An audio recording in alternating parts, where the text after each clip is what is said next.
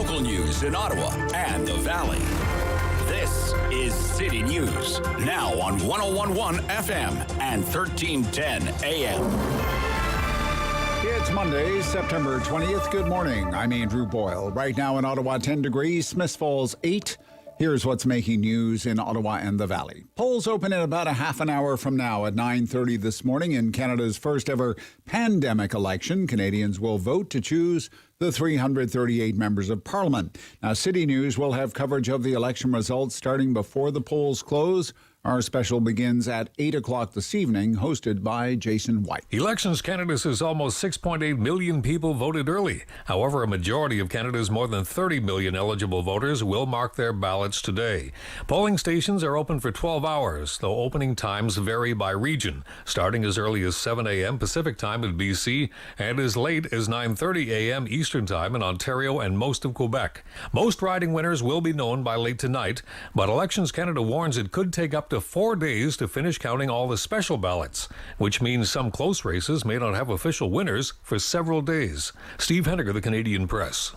City News time, 9:01. And now your forecast with meteorologist Jill Taylor. Well, after a rather chilly start to our day, warmer air on the way and a little on the muggy side, too. Lots of sunshine, the high 25 degrees for Election Day. Tonight, partly cloudy and 14, and tomorrow, mainly cloudy and 25. And that's the high for today, 25. And right now in Ottawa, 10 degrees. In Smiths Falls, it's 8. Pfizer and its German partner BioNTech plan to seek U.S. authorization for a COVID-19 vaccine for children between the ages of 5 and 11. The extra contagious Delta variant causing a huge jump in pediatric infections in the U.S. Last week, a child under the age of 10 who had underlying health conditions died from COVID-19 in Ontario. The child dose is about 1/3 the strength of an adult shot. Pfizer says children developed antibody levels equal to those found in vaccinated teens as well as young adults. The Climate Pledge says it has signed up 86 new members to a corporate promise to sharply cut their greenhouse gas emissions over the next 20 years. Latest companies to sign on to the effort, spearheaded by Amazon, includes HP Computers, Procter & Gamble, and coffee capsule company Nespresso. Scientists say the world needs to achieve net zero emissions by 2050 if it wants to meet the Paris Climate Accord goal of keeping temperatures from rising more than 1.5 degrees Celsius. City News time, 9:02. A GG football player died just after the team's opening game of the season that was played in Toronto on Saturday. Francis Perron, defensive lineman in his 5th year at the school, died shortly after that GG loss. A statement from the university president, Jacques Fremont, says Perron was a mechanical engineering student from Sherbrooke. Fremont says he was a star both on the field and off. In the classroom, he was an academic All-Canadian twice. The cause of his death has so far not been released. Police are searching for a Florida man following the apparent discovery of his girlfriend's body in Wyoming. She went missing on a cross-country trip. An FBI agent says the body discovered yesterday is believed to be Gabby Petrito. Trevor Alt telling us from Northport, Florida, the search is on for her boyfriend. This weekend in Florida, search crews desperately sifting through thousands of acres of alligator-infested marshland. The FBI using drone technology, ATVs, and canine units. Laundrie's parents alerted police he was missing on Friday, saying they hadn't seen him since Tuesday, and he's still a person of interest in Petito's disappearance. Now, Petito and Laundrie left in July for a cross-country trek in a converted van to visit national parks. I'm Andrew Boyle. For news anytime, follow up online at ottawa.citynews.ca.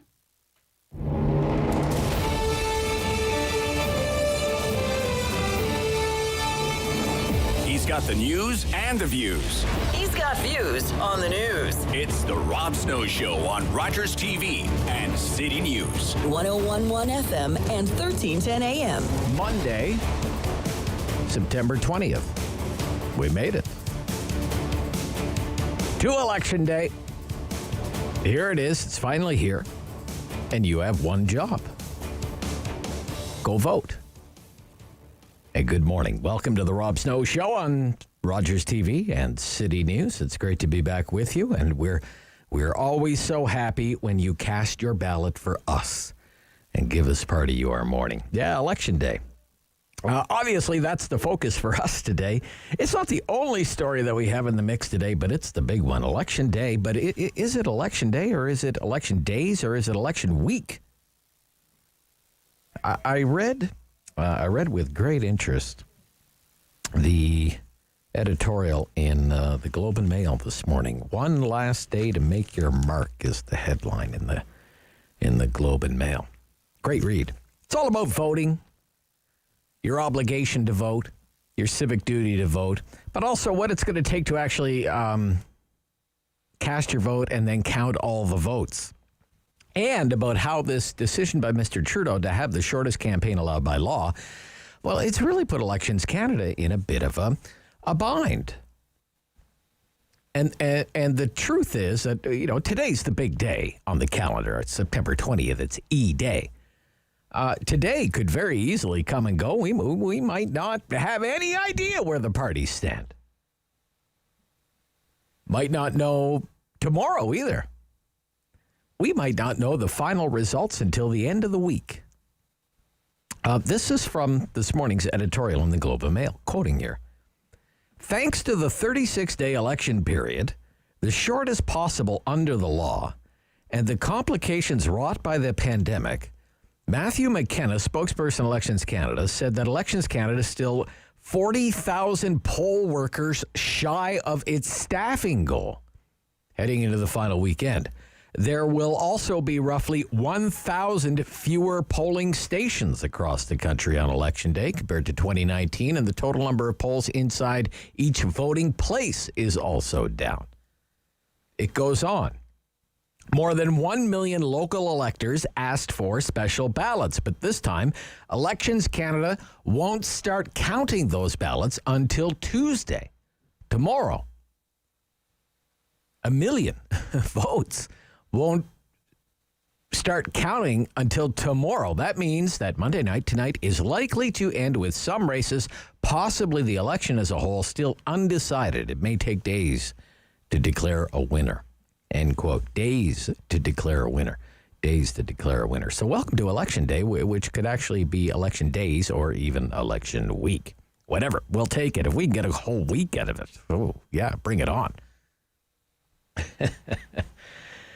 And then that'll be it. All said and done for Election 44. And do we have you covered today, end to end on this show? The Sam LaPrade show's coming up after the Rob Snow show.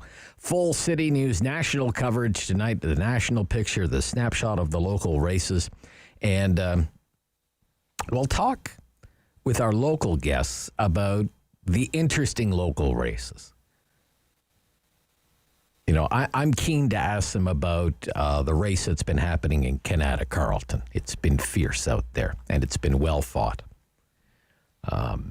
You have to think that's one to watch, right? Look at the history of the riding.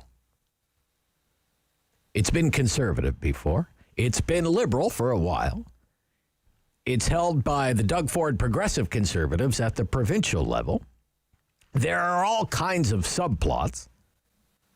One is the Liberal candidate is Jenna Sudds, elected as a city councillor, believe was a deputy mayor, close ally of the mayor, took an unpaid leave of absence to try and make this jump to federal politics, did not have to win a nomination for the Liberal Party. And listeners have called my show, and they have expressed that they aren't crazy about all of that. While others have commented, in fact, this was a point that Randall Denley made on my show. He said there's no controversy at all, and that it's actually not a bad thing when someone with some political experience, with knowledge of how government works, tries to run and serve in another level of government. That it's a made-up controversy. But that riding is certainly one that I'll be watching with great interest tonight. I think of all the campaigns in the local area, I think you could say that one has been the battleground. Another riding to watch, Ottawa Centre. No incumbent, right? Because Catherine McKenna decided to leave politics. Riding with a, very long liberal history. Long history of liberal representation. And the Liberals have found themselves a heck of a candidate there. Former MPP Yasser Naqvi, high-profile cabinet minister in the governments of Dalton McGuinty and Kathleen Wynne. And a lot of local Liberal heavy hitters have been out pounding the pavement for Yasser Naqvi. On the other hand, I just wonder, because the NDP holds that riding at the provincial level with MPP Joel Harden. And then I look municipally at all the wards that are, part of that riding. They're way out on the left. They're represented by people who are way out on the left, okay? A history of electing very left-wing city councilors, okay? I would say more of the NDP persuasion than the Liberal persuasion. And those lefties in Ottawa Centre and the core of the city, very well organized. So we'll see how that one turns out. And to that end, we have two great commentators on with us this morning.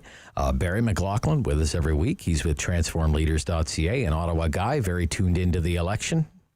He's coming up at 9:45.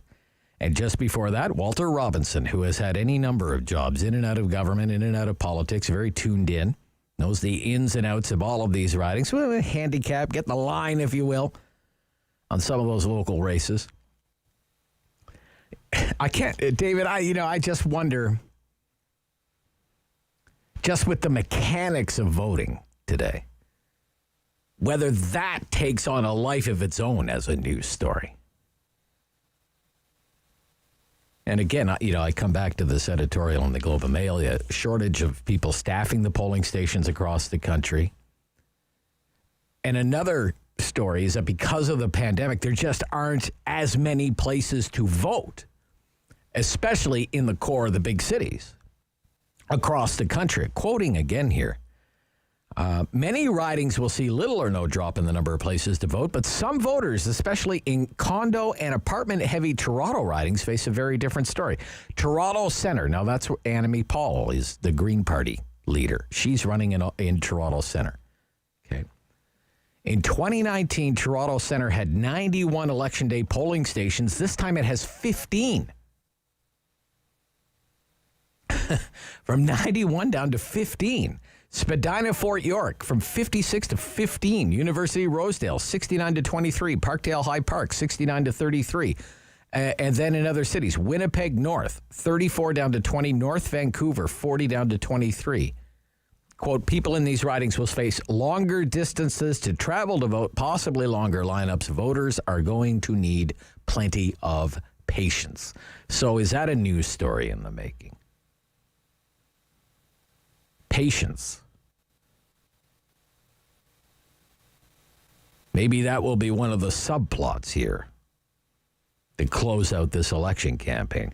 I think about how this campaign has gone. I come to the conclusion, regardless of the outcome, because the voters are never wrong, I would conclude it hasn't gone really well for any of the parties.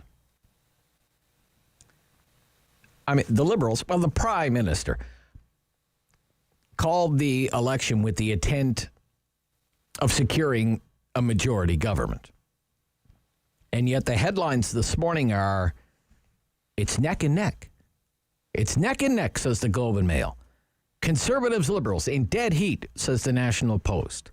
Political wildcards leave election outcome up in the air, says the CBC. Race remains very close, says CTV. It's neck and neck, says Global News. Trudeau magic fades, says Bloomberg News.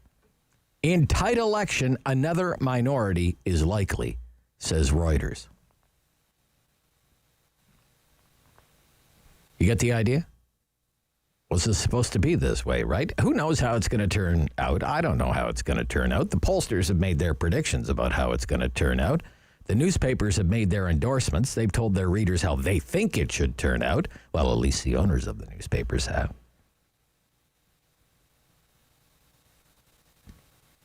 But one of the things I can't get out of my mind is, well, what was it all about these last 36 days? What if tonight or tomorrow night or the next night or by Friday, the results are finally in and the votes are pretty much counted, and we end up right where we left off. Not much really changes. What was the point of it all? $600 million in 36 days to end up in the exact same place? Don't tell me it hasn't crossed your mind. That's why I want to know what's on your mind this morning. It's why we do the Talkback Hour. Every morning between 10 and 11 o'clock, an hour of phone calls, an hour of opinions, hottest hour of talk radio in town. Just ask around. And I mean, what else are we going to talk about today? Okay, we'll talk about a few other things, but it's election day. And to get the conversation going, I want to ask you, was it worth it? Was it worth it? Having this election, was it worth it? Worth the time, worth the effort, the money spent, the debates we had and didn't have? Was it all worth it to put the country through it? Was the country well served by having this election campaign? And we can kind of take it from there. There are other news stories that we'll be covering today. It looks like the stock market's in for a rough ride. Ooh, boy. Problems in China, questions about inflation, the economic conditions right now. We have one of the top economists in the country on our program this morning. Jeffrey Johnson will give us his worldview. A lot of challenges on the world stage for Canada, no matter who wins the election. But first, and coming up first here, another big local story. More problems, big problems. With light rail in Ottawa, Transit Commission meets today. What some councillors want to know. Carol Ann Meehan, City Councillor, on my program. Coming right up on the Rob Snow Show here on City News.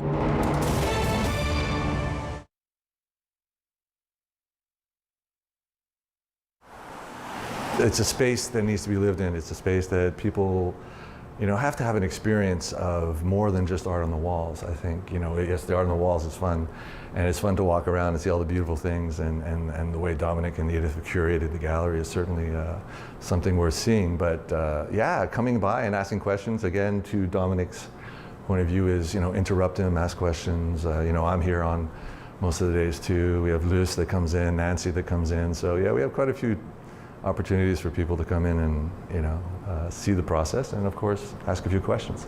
It's a great space. Basically, the one event that we did do, is the jazz shows, the jazz and blues shows. And I think the weird thing to let you know is that the acoustics in here are really amazing. I think that was the first thing that blew me away when we started doing shows, or when I was helping out with the shows. The other part of the business too is we do rent it out for special occasions too. So a few weddings, birthday parties, product launches, that kind of thing. So they're also a lot of fun. We do have one artist that's from the States, but of the 30 odd artists, the rest are from either Quebec, Ontario, and one beautiful woman from BC.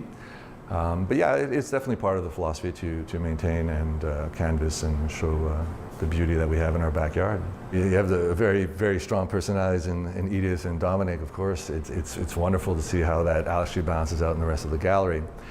Without necessarily being, an objective, we basically have half female artists and half male artists in this gallery. I can't say it's anything more than choosing the best people, and that's just the way it is. And I love that. I think it's great. You go through and you're like, wow, it's all pretty cool. And yep, it's half are women and half are men. It's cool. Like everyone else, we didn't know what to think, right? It's overwhelming at first. You just know that things are closed. And now you're trying to figure out what you do during that downtime, which I think everyone did. And I think in March, the first close, the first shutdown, it was a lot of actually recuperating and resting and not worrying too much on the spot. It's running a gallery is a bit like running a marathon with sprints. So there comes a time where, it's actually nice to just take a break. And then you wake up and realize that, okay, now it's time to wake up and deal with this new reality. From my perspective anyways, I think a gallery can be overwhelming, and I like to make it fun. So you're going to come in, I'll ask you questions, I might even joke around with you. The most people come here, they're not really going to buy art, but they could have a fun time and talk about it, right? And one of the things the gallery does offer is for local purchases. We'll be happy to drive it to your house and hang it for you.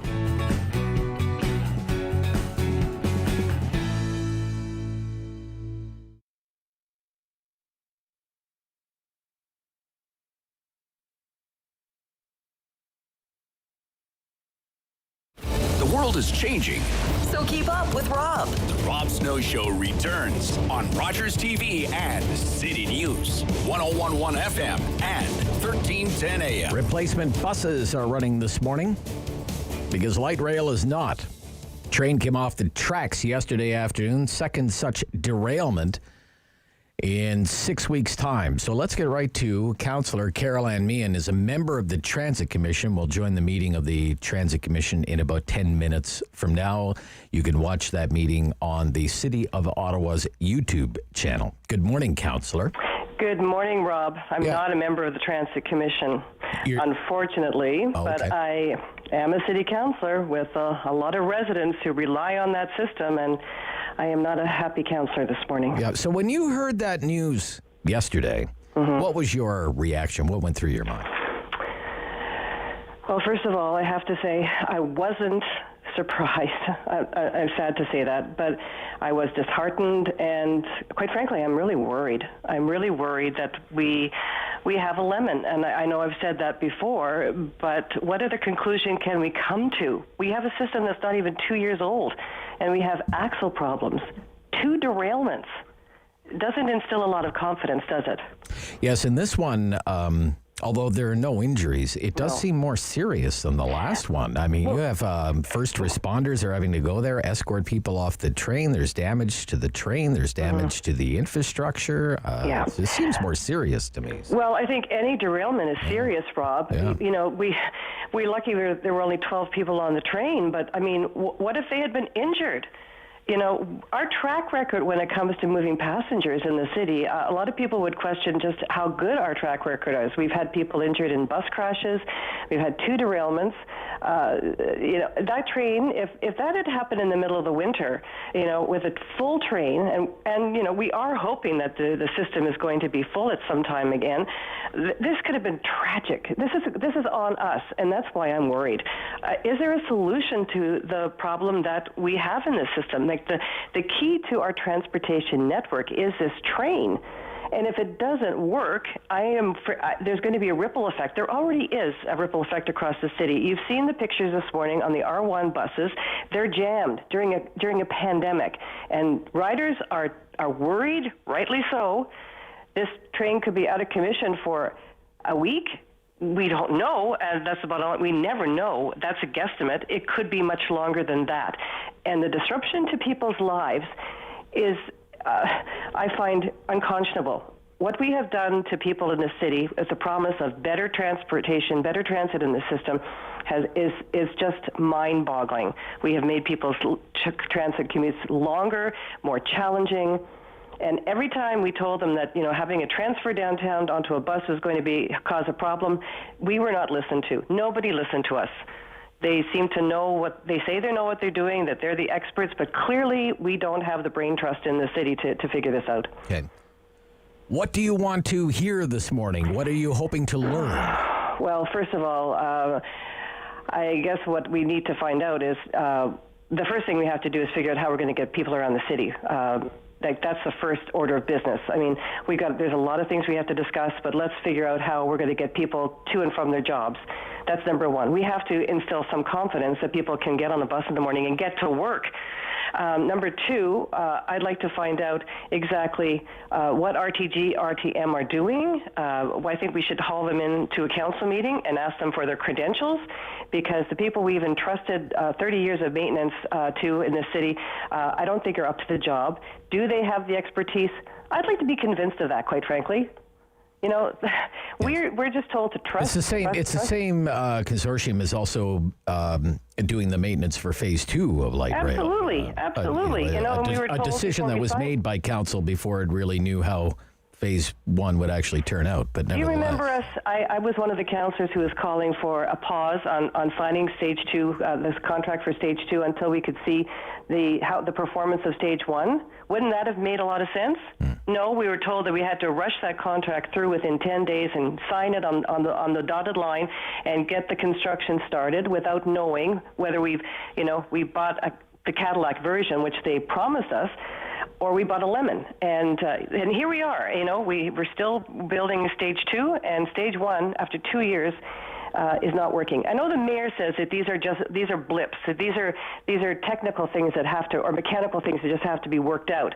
But quite frankly, if we talked about this before, Rob. If you bought a car where the axles were deficient after 2 years, you'd send it back, and that plant who was manufacturing those cars would well, be this car would have been recalled already. It would have been recalled. So, absolutely. Yeah. Absolutely. Would you like to know more? I know council has tried to go down this path before, but to actually kind of get into the nitty-gritty about this maintenance contract, what's involved, and how feasible it is to actually take it away from this consortium and bring it in-house. In other words, have the maintenance of these vehicles be done by city employees and not well, at RTM this point, I think we have to employees. examine all our options. Right. Okay. I don't have any confidence that RTM is up for this, and I don't know what it's going to take for us to make that decision. Perhaps we should have started working on this like 18 months ago to say, look, maybe we should have a fail-safe. There has to be a backup plan.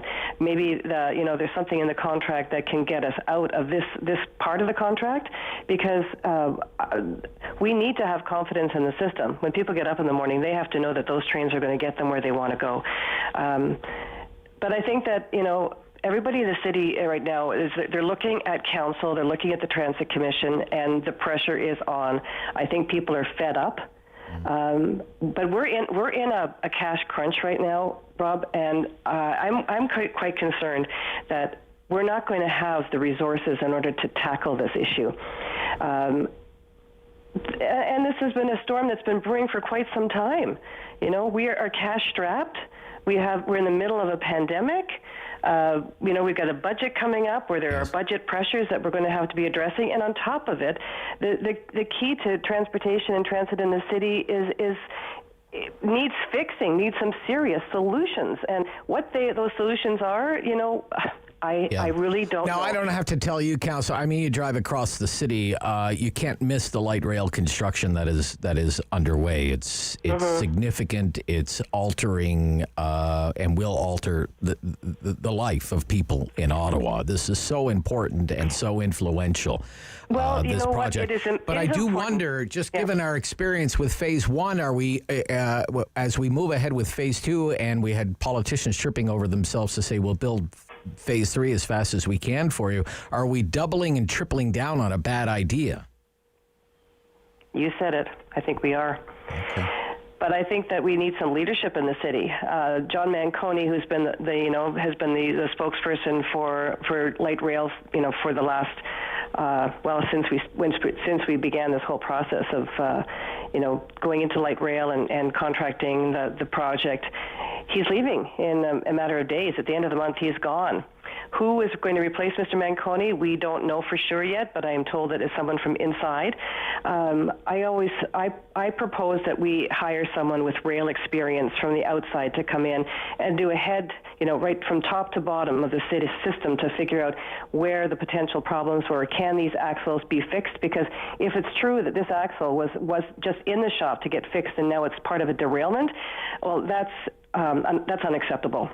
That doesn't give me any confidence at all. So I think we need an outside set of eyes. I know the Transportation Safety Board is going to be doing that. That's what they're undertaking today. We don't know what they're saying in the report that was launched 6 weeks ago with the previous derailment. But is this system fixable? This is what I need to know, and I think we all need to know.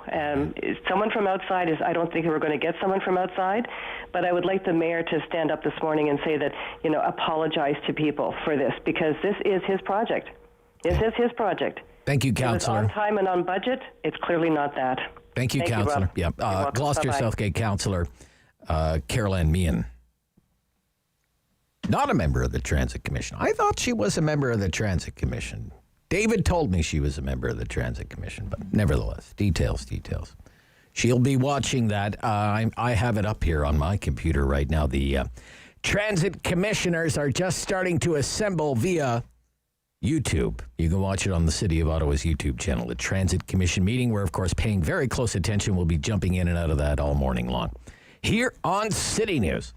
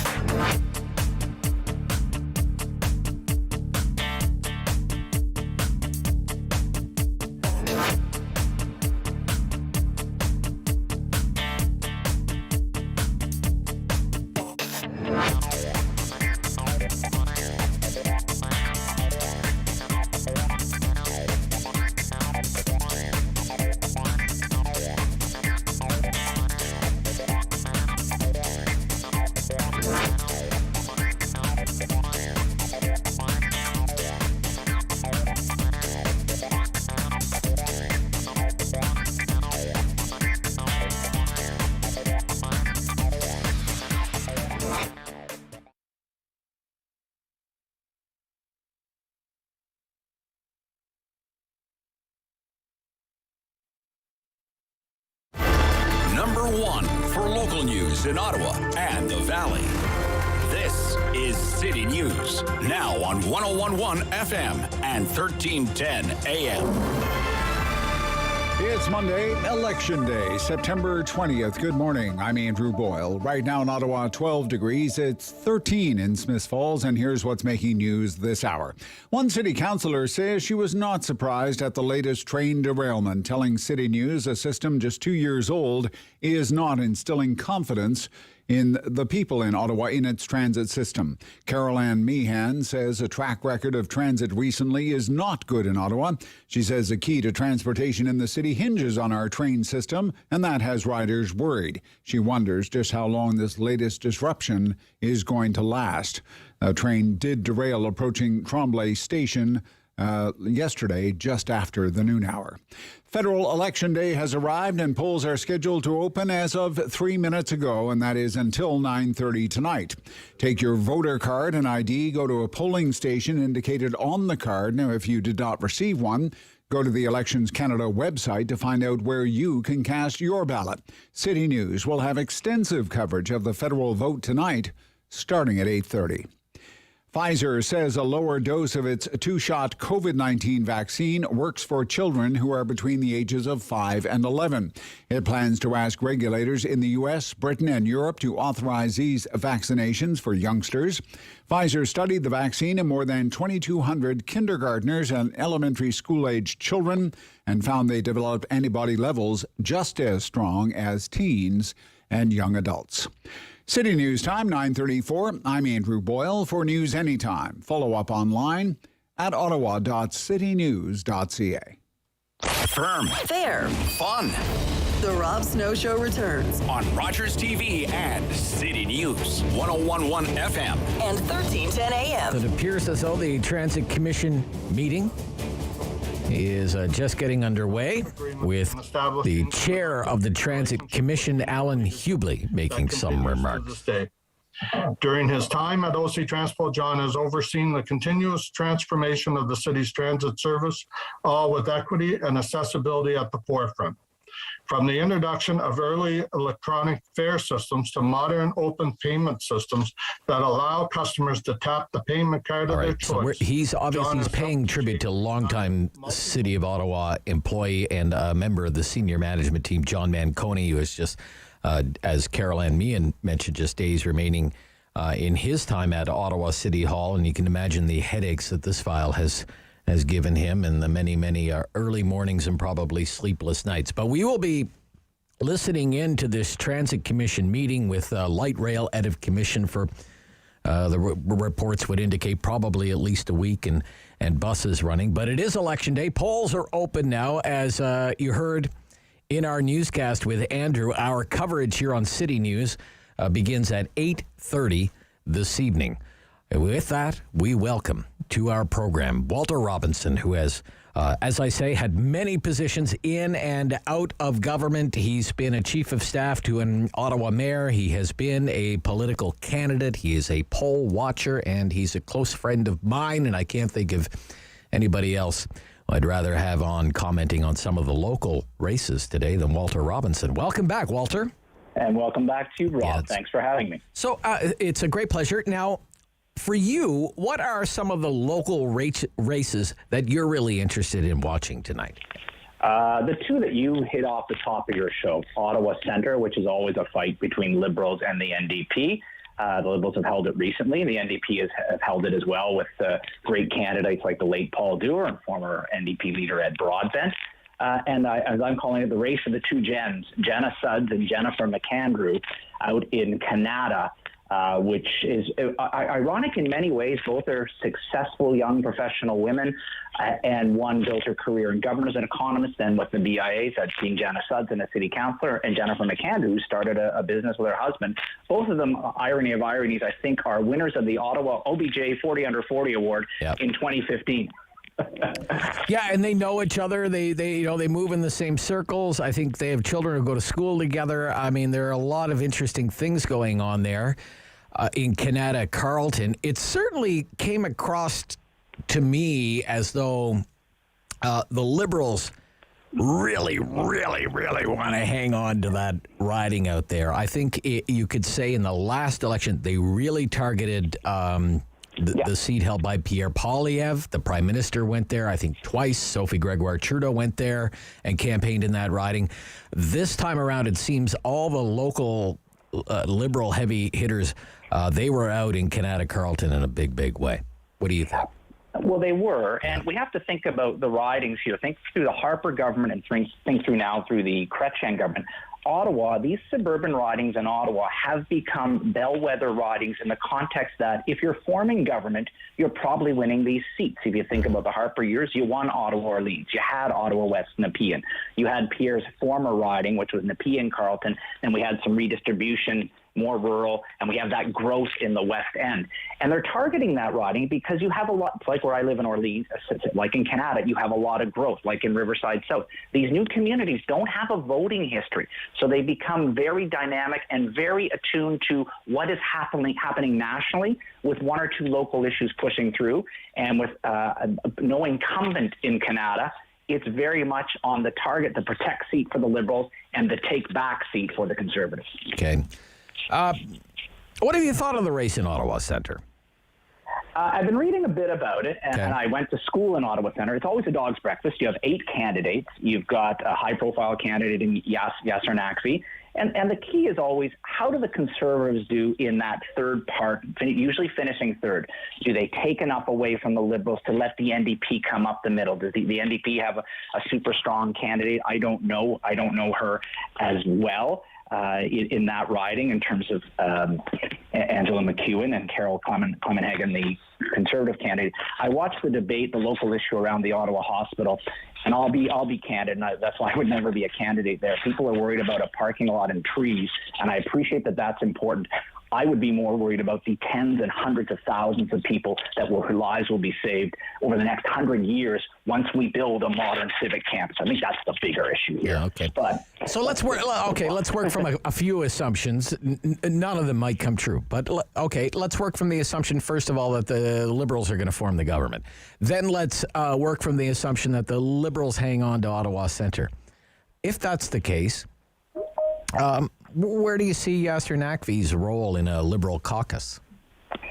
Well, he's a member of caucus. He could be a cabinet minister, but I wouldn't expect him to be a shoo-in, because if you're Prime Minister Trudeau, and I think we're going to show up tonight with a minority government, very much like the numbers that happened at dissolution, to come back to why did we do this with the election that nobody wanted. That being said, if you're Justin Trudeau, you're balancing gender, you're balancing diversity, you're balancing regional things. Any prime minister is doing this. Yeah. But you would have an abundance of riches if you are Justin Trudeau with Yasser Naqvi. You still have David McGuinty in Ottawa South. I'm assuming he's going to win. I believe Marie-France Lalonde, who's also a former provincial cabinet minister here in my riding of Orleans, has a cabinet coterie and cabinet experience. And then you can look across the other side of the river. You've got to balance out one Ottawa minister with a Gatineau minister, or the four ridings on the other side of the river. You've got Stephen McKinnon. You've got Greg Fergus. Both of them have been parliamentary secretary experience. You also have Mona Fortier and Ottawa Vanier. So the Prime Minister won't have a problem in finding, if it is Justin Trudeau on a re-elected minority government, two solid ministers, one from each side of the river. He'll have an abundance of riches to choose from. Interesting. Let's talk about Poilievre. Okay, so it's not out of the question that he could be, not out of the question, but he could be, once more, the last kind of conservative standing in the Ottawa area. That's how 2019 ended. Why do you think that is? How do you explain his endurance? Because as you mentioned, during the Harper years, the Conservatives had Ottawa Orleans, they had Ottawa West Nepean, they had Kanata Carleton, and they had Pierre's Riding. But now there's like one little blue dot on the map.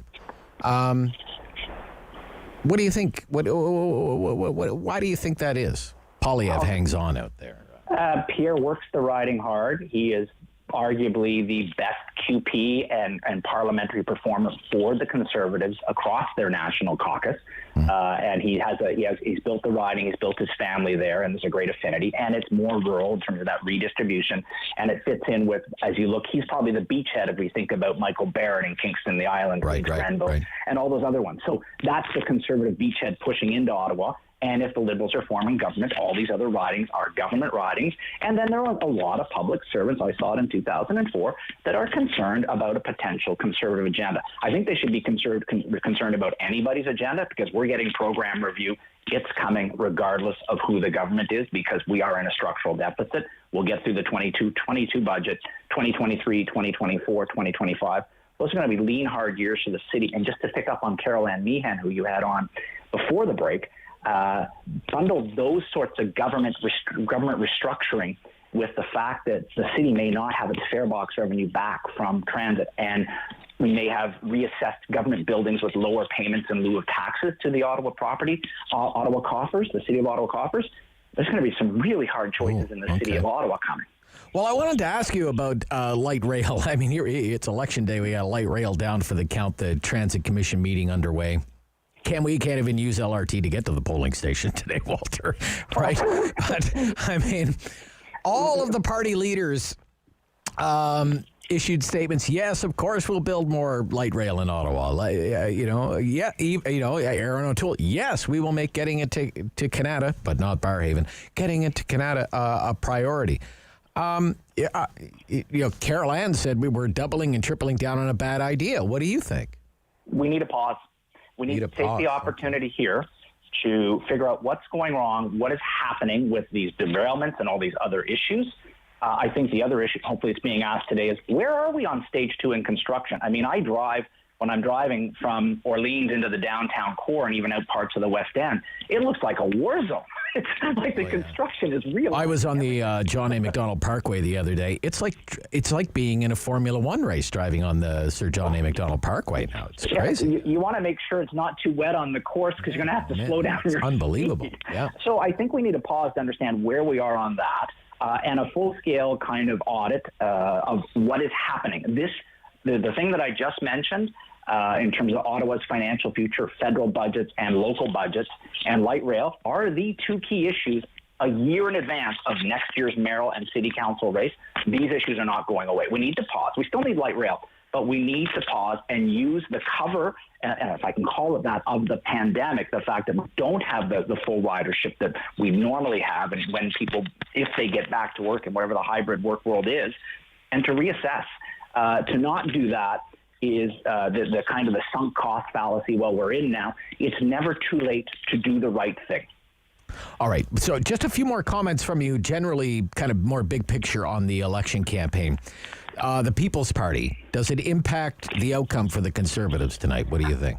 I don't think so, and I was discussing this with a major national pollster yesterday, because if I look where the People's Party is strongest, they're strongest in ridings that the Conservatives do hold, but the Conservatives hold with 45, 55, 60% of the vote. So if the People's Party takes your vote from 60% down to 54 or 52, you're still getting one out of every two votes cast in rural Alberta, parts of Saskatchewan, rural Eastern Ontario, parts of there. I don't see them as a big play in the cities and the fights that are counting in 2- and 3-way fights in what you'd call the urban area codes around the country. I just don't see it. Okay.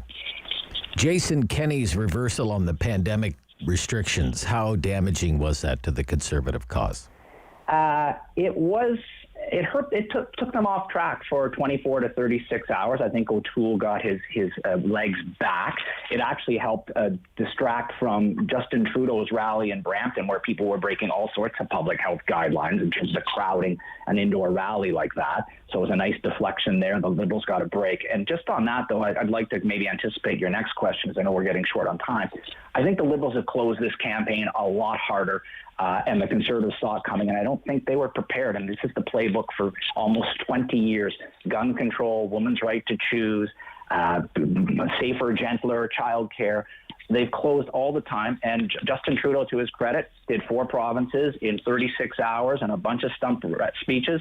O'Toole went for a run and did 4 kind of events in the GTA. Maybe they know something that I don't, but Canadians like to see their politicians working hard and closing hard. And I think the Liberals. So maybe O'Toole, if Trudeau hangs on, maybe it's because he out-hustled O'Toole? I think if he hangs on, it's because this is the election that nobody wanted. They're not prepared to give Justin another majority. And the numbers at disillusion, 155, 119, 32, 24, 5, 2, 1, they're going to be very similar, I think, late tonight into tomorrow, whenever we see these mail-in ballots where they may make a difference. And I would just encourage people to be very, very patient if you haven't already voted. The lineups will be long. All right. Walter, great to hear from you this morning. Thank you. Thank you, Rob, and welcome back. Yep. Walter Robinson. Barry McLaughlin coming up next, transformleaders.ca. This is the Rob Snow Show on City News.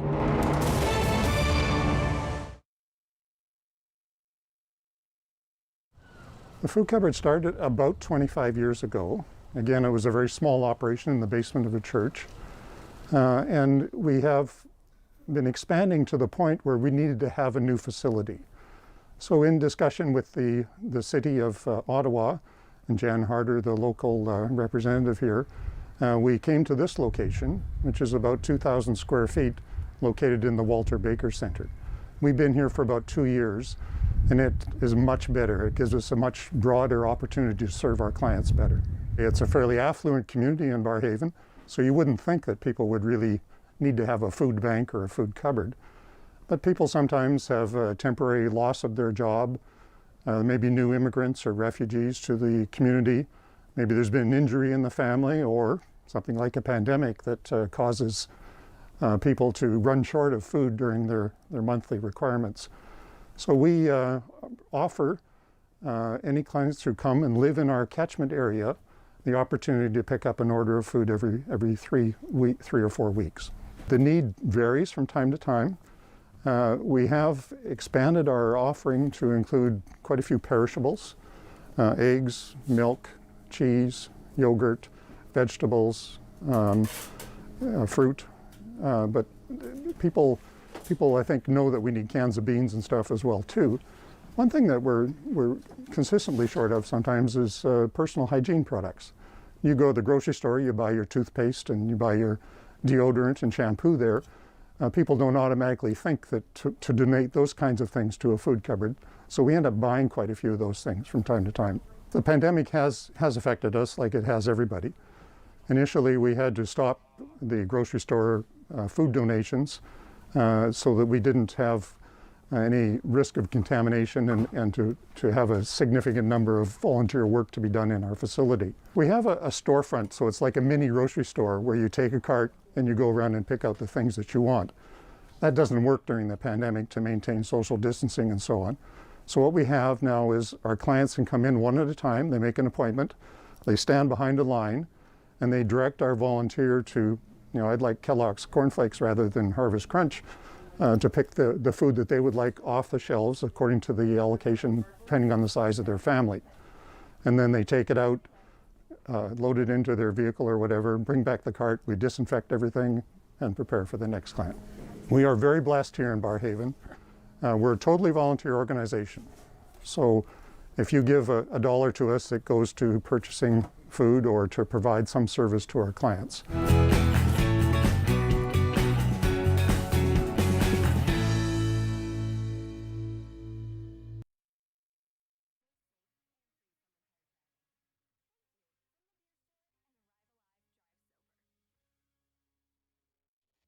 Pillar of community opinion.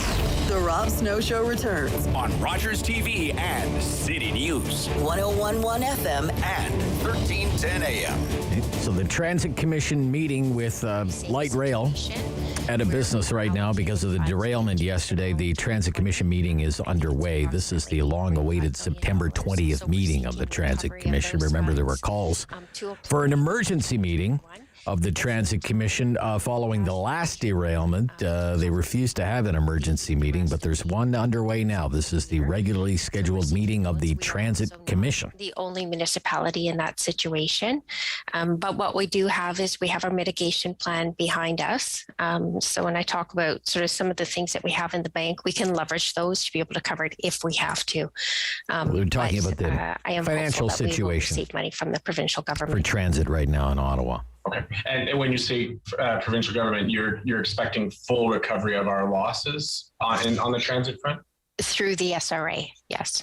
Okay. So that's Thank you very much. The city's treasurer is at this meeting this morning, along with John Manconi, the head of transportation services for the city of Ottawa. So that's a big story that's in the mix for us this morning. The other, of course, is the federal election. And it's election day. Barry McLaughlin is here from transformleaders.ca. Good morning. Good morning, Rob. Yeah, it's great to hear from you. So we made it. Congratulations. You survived another election, Barry. Yeah. Generally speaking, what did you think of this campaign? I've been calling it the Seinfeld election. It's been the election about nothing. But what do you think? Well, I think the train derailment metaphor is a pretty good one. You discuss the election this way.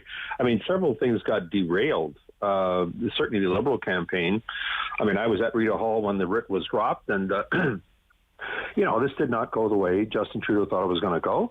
Went from double digit, up in the polls, looked solid. 4 or 5 provincial governments got reelected during the pandemic. It all looked good. And then suddenly we're in a neck-and-neck race. Something went wrong. The ballot question was not what Justin Trudeau and Liberals needed it to be. It still appears to be, why are we having this election? It never really fundamentally altered. It went off the tracks here and there, but it never really was able to get to the ballot question in a strong and coherent way that he needed to get a majority government out of this. Okay. What did you... Okay, so that was the Liberal train. What about the Conservative train? Yeah, the Conservative train, I mean, in fairness, when we began talking about this just before around the time the writ was dropped, there wasn't one person predicting a Conservative victory. Not one. No polls indicated it. No. It was going to be, once again, Tories just don't have it together. Yeah. How bad is it going to be? How bad is it going to be?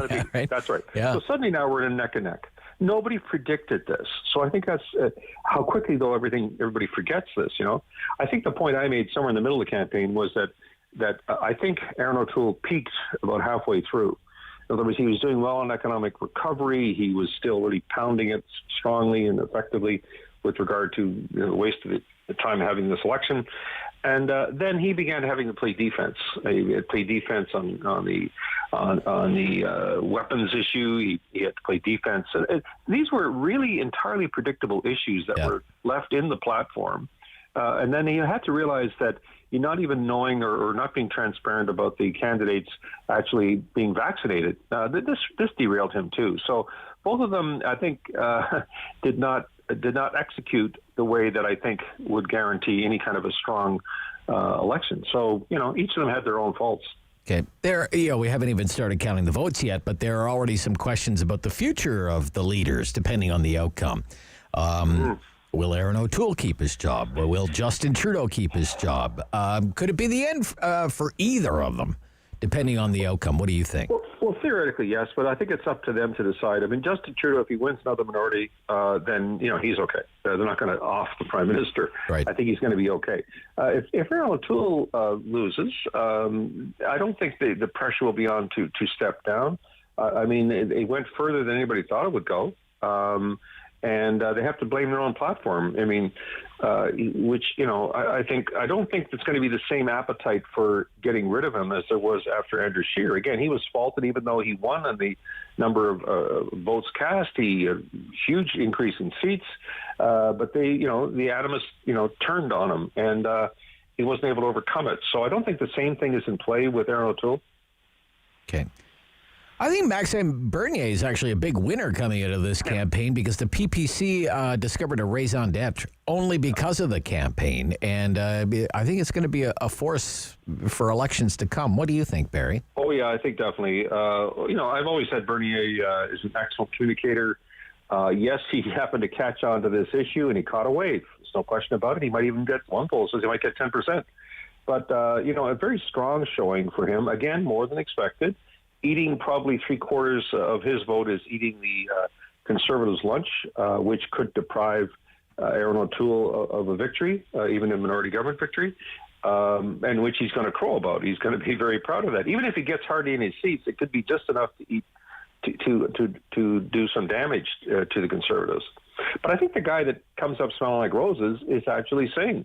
I'm not saying the seats will be hugely increased. I think he'll get some more. But he's been a great campaigner, as he always is. He's a great campaigner. He has a high likability factor. Nowhere near Jack Layton territory in terms of seats.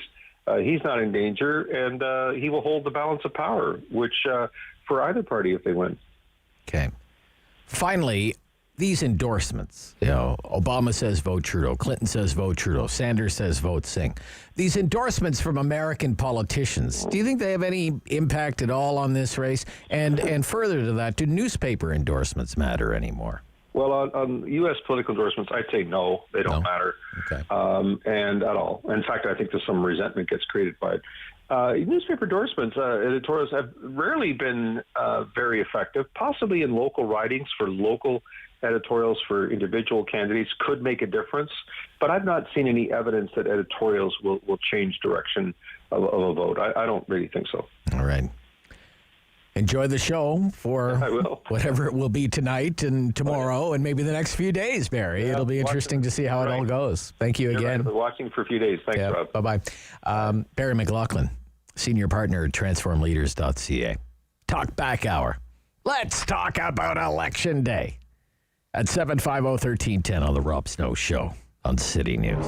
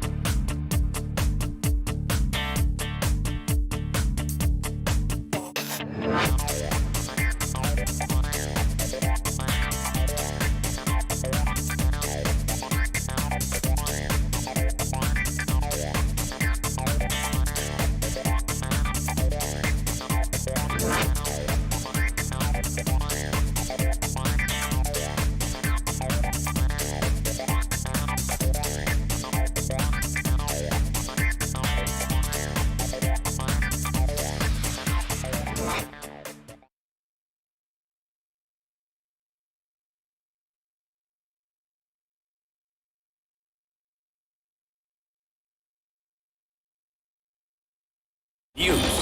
CIWW 1310 AM in Ottawa. And CJET 101.1 FM in Smiths Falls and the Valley. Number 1 for local news in Ottawa and the Valley. This is City News, now on 101.1 FM and 1310 AM. It's Monday, September 20th. Good morning. I'm Andrew Boyle. Right now in Ottawa, 12 degrees, 13 in Smiths Falls, and here's what's making news in Ottawa and the Valley. The second derailment of a train in Ottawa's transit system has worried Councillor Carol-Ann Meehan. The Gloucester South Nepean representative telling the Rob Snow Show she is concerned about Ottawa's transit system. I was disheartened, and quite frankly, I'm really worried. I'm really worried that we have a lemon, and I know I've said that before, but what other conclusion can we come to? We have a system that's not even 2 years old, and we have axle problems. 2 derailments. It doesn't instill a lot of confidence. The Transportation Safety Board is currently investigating the derailment of that train eastbound approaching Tremblay Station. It happened just after noon yesterday. The Transit Commission in Ottawa scheduled to discuss this. Their regular meeting is now underway. City News Time, 10:01. Now your forecast with meteorologist Jill Taylor. Well, after a rather chilly start to our day, warmer air on the way and a little on the muggy side, too. Lots of sunshine, the high 25 degrees for Election Day. Tonight, partly cloudy and 14, and tomorrow, mainly cloudy and 25. And that's the high for today, 25. And right now, 12 degrees in Ottawa, 13 in Smiths Falls. Polls are now open across the region for the next federal government. They'll be open until 9:30 tonight. Now, City News will have extensive local and national coverage tonight. Our election special gets underway at 8 o'clock. Party leaders have spent the last few days urging you to get out and vote. In the first few weeks of this 6-week campaign, the party leaders announced their policy platforms one piece at a time, doing their best to convince Canadians to choose their parties when they cast votes today. But over the last few days, especially with a tight race between the Conservatives and Liberals, it's been all about simply getting the vote out. In past campaigns, questions around why an election was needed have largely been extinguished within a few days. But this time around, with the global pandemic still affecting people, jobs, and the economy, those questions have dogged the Liberals throughout the campaign. Terry Pedro, The Canadian Press, Ottawa. Now, in the riding of Renfrew, Nipissing, Pembroke, it still has the Green Party candidate's name on the ballot, but Michael Lariviere has withdrawn his candidacy after inappropriate comments were made last week during an all-candidates debate. The Green Party Riding Association issuing a media release saying it deeply regrets the offensive statements made and apologized sincerely for any distress his words may have caused. City News Time at 10:03. Pfizer says its COVID-19 vaccine works in elementary school-aged children, and it will soon be seeking some emergency use approval. In testing kids ages 5 to 11, Pfizer used a much lower dose than the one given now. And Senior Vice President Dr. Bill Gruber says the kids still developed virus-fighting antibody levels just as strong as those in people ages 16 to 25, whom he says the vaccine protects. Having matched that antibody response, we're likely to match the protection. Gruber says Pfizer aims to submit its data to the FDA by month's end, amid what he calls pent-up demand among many parents anxious for their kids to be protected and have a normal childhood. I see this as urgent. Sagar Magani, Washington. And bombshell allegations in the new book Peril about former American President Donald Trump's final days in office, rocking Washington. Co-authors Robert Costa and Bob Woodward write that in the days after the January 6th rioting on Capitol Hill, Trump's senior military advisor took precautions to prevent the president from being able to launch a nuclear weapon or take any military action. Costa telling ABC's Good Morning America General Mark Milley's actions were within the scope of his job. He was not going rogue. He was reading people in throughout the national security and military community, trying to contain a situation and a president he believed was in serious mental decline. The authors say Milley made a couple of calls to a Chinese general assuring him the U.S. was not going to suddenly go to war or attack China. I'm Andrew Boyle for News Anytime. Follow up online at ottawa.citynews.ca. It's time to talk back on The Rob Snow Show. Have your say and call now. 613-750-1310. And it's Election Day. Let's talk about it. 750-1310. And yeah, it's me, Rob Snow. on City News and Rogers TV. Election day. And my question for you during this, the Talk Back Hour, your hour, is, was it worth it? Okay. Having this election, was it worth it? Was it worth having the election? Okay. Was this a useful exercise? Okay, that's 2 questions. Maybe 3 questions, but yeah, you get the idea. Okay, what are we? 35, 36 days later, and here we are about to decide our next government in the only poll that matters. Okay, voting day. But was it worth it? Was it worth it? Was it worth it putting the country through this? At this particular time in our lives, the fourth wave election, right? The fourth wave election. How do you answer that question? Or, those questions. 750-1310. 750-1310. 613-750-1310. I am asking that to kind of, get the conversation going for the hour. The pollsters have done their thing. Okay? The pollsters have made their predictions. The newspapers have given their endorsements. Barack Obama has given his endorsement. Bernie Sanders has given his endorsement. Hillary Clinton has endorsed the liberals. Oh, my word. Where do you even begin with that one? The politicians have crisscrossed the country, and they have made their pitch to you. And now it's your turn. You get to have your say, and you get to pass judgment on it all. Okay? And you are never wrong, ladies and gentlemen. The voters are never wrong. The voters are never wrong. But was the last month and a little bit worth it?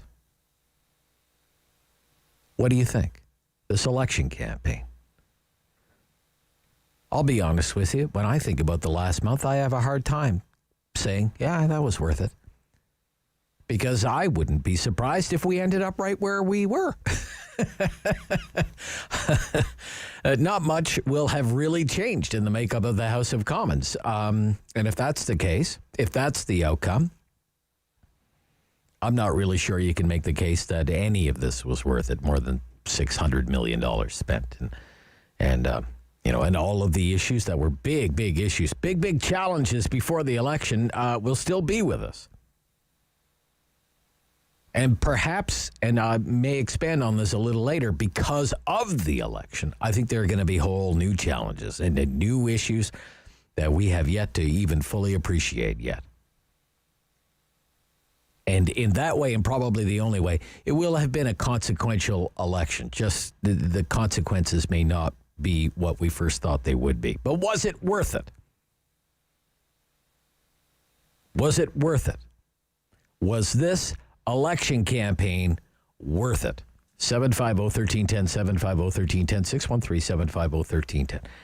Barrhaven. Up first, our first call is in Barrhaven. It's Terry. Good morning, sir. I'm glad you asked this question because I've been thinking about this. All right. Was it worth it? It will have been worth it under one condition. Okay. And that the condition being, of course, that Trudeau gets kicked out of office on his ego-infested butt. Okay. All right. To me, then it's... So if Trudeau loses, it'll be worth it, is what you're saying. Okay. Yeah. But what if that doesn't happen?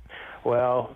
What if we end up back where we were? Then obviously it will have... Then it will not have been worth it. Okay. Right. So, Terry, it all depends on how you look at it, exactly, right? That's what you're saying. Okay, yeah. Very interesting, Terry. Thank you for your call, sir. Okay, 750-1310, 750-1310. I'm so glad because I was thinking there'll probably be a few people this morning who will call me and say, well, if Trudeau loses, it will have been worth it. But we'll see how that goes and how widespread that sentiment is and how that sentiment compares to the actual election result, whether that's known tonight or days from now. Paul in Ottawa. Good morning, Paul. You're on City News. Definitely not worth it. Not worth it. Okay. All right.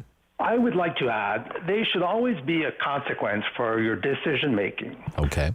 So basically, they've been off on the election campaign for the last month. Yep. Maybe they shouldn't be paid during that time, because if you're looking for a job, let's say yourself, you're looking for a job for a month, would they pay you for a month if you'd be knocking on doors and saying, hey, I need a job? So Again, politicians, it seems they never have any consequences for their decision making. Okay. All right. So if you're an incumbent MP, you think you shouldn't be getting paid anymore. Yeah. Basically, and everybody working under them, so therefore they would think twice before saying, hey, let's go on the campaign for 2 months or 1 month. There's, consequences. Consequences. Well, there might be consequences depending on how this thing plays out. There may be consequences for some of the leaders, for example. I mean, people are, as I said to Barry McLaughlin, where they haven't even started counting the votes yet, and some people are already wondering about the political futures of some of these leaders. What if, for example, all about the Green Party problems. What if the Green Party loses all their seats? It's probably over for Annamie Paul, right? What if Aaron O'Toole can't match what Andrew Scheer did? Are the Conservatives going to want to keep Aaron O'Toole around? Justin Trudeau called this election hoping to win a majority. What if he doesn't win at all? Is he still around, right? So there could be consequences, Paul. There could be consequences. That's for sure. Yeah, but it's not. Anyway, and Trudeau, it's hard putting a drama teacher for 20 seconds on TV. He shows well. Let's call it. He shows well. Well, he's been showing for 6 years. Yeah. And we'll see how many more years the country's willing to sign up for here.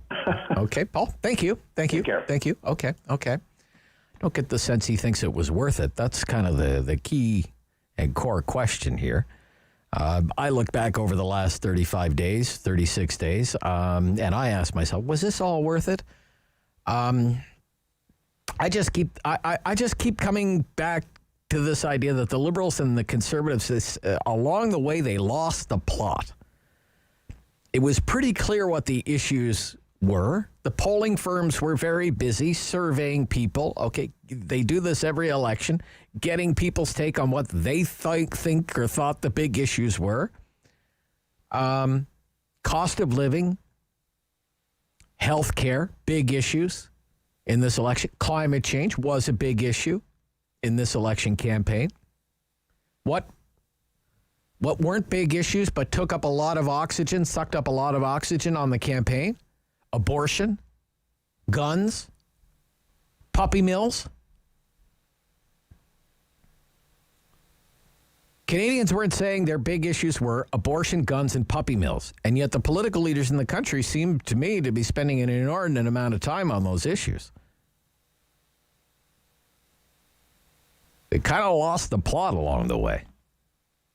Well, was it worth it? Was it worth it? Michael in Orleans, was this election campaign worth it in your opinion? Rob, I think the question you have to ask is, was it necessary? And the answer to that is it was not necessary. Now, is it worth it? It will be worth it. I have to disagree with Terry, your first caller. No matter what happens tonight, everyone who's listening, it's Trudeau's goodbye. He's asked Canada for a majority mandate, and they're not going to give it to him. That's political death. Oh, really? Okay. He has to leave. He has to leave. Okay. Party. And everyone on the other side of the fence thinking, if O'Toole doesn't do well O'Toole never wanted the election.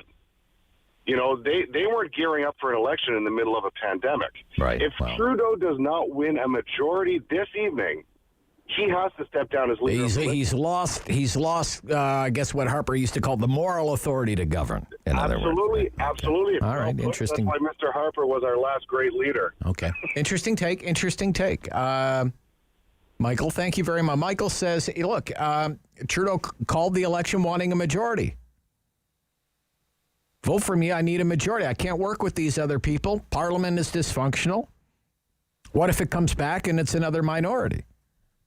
Does he really have the mandate to govern? Technically speaking, he would have. I assume he would have the mandate to govern as long as he can maintain the confidence of the House of Commons. That's what it comes down to. But let's talk about it. Talkback hour, Election Day. You made it. Monday, September 20th. Will we know the winner tonight? Will we know the winner by Friday night? To be determined. But was it all worth it? This morning, when you look back at the last 36 days. It's the Rob Snow Show. Talkback hour, 750-1310. This is City News.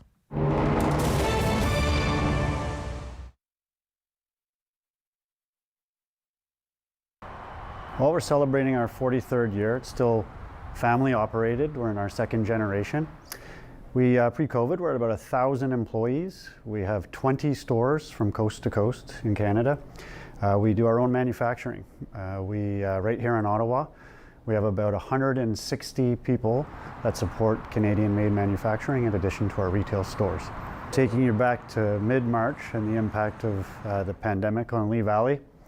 Lee Valley was actually in a tough spot. We had just launched our website a few months prior to that, and we were going through, a fairly typical deployment dive where your customers retract as they adjust to the website. And then under stress already, this pandemic hit. And in the early days, it was pretty critical. It hit us really hard. Stores were closed. We weren't sure what to do, so we had to go right into survival mode. As a result, we had to take our workforce almost back to half of where we were at because the stores were closed, and with 20 stores, that's a big retail workforce. But what we were able to do pretty quickly, with a little luck, being essential, selling tools and hardware, we were able to adjust our business model, with respect to the stores and our fulfillment operation. That new website that we were under stress worked out well for us because as the world was under house arrest, people were looking to online, and the conversion to our online sales in some cases almost doubled. And we saw tremendous interest in things to do at home.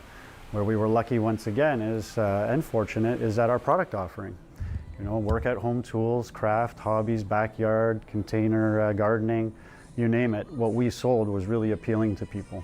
With respect to our stores, Lee Valley, a rare unknown fact was that we were one of the pioneers of curbside pickup. We've been doing it for 25 years. Pretty much dove right into the application to help with the contactless shopping right away. We took the application, and it's not like a Apple application where you have to download it to your phone and clutter up your phone. This is literally resides right on our website. So you walk into our store with your phone, you pull up our website, and there's a little scan icon. You just tap that, select your store, off you go. You go through the showroom, you scan product, you can read more about it, you can check the on hand, you can add it to your cart, continue to shop, and when you're ready, you just submit it to the counter. We'll go pick it for you. We'll call out your name, we'll check you out, send you on your way. You haven't touched anything. It's completely safe, and it's using a device you're comfortable with and a website that you're familiar with.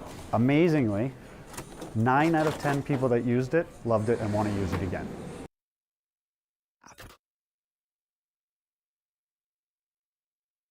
On the Rob Snow Show. The phone lines are open at 613-750-1310. Now, the Rob Snow Show continues. We're talking about the election. We continue to monitor any and all developments out of the Transit Commission meeting that is happening right now. Procedures and with light rail like down and out.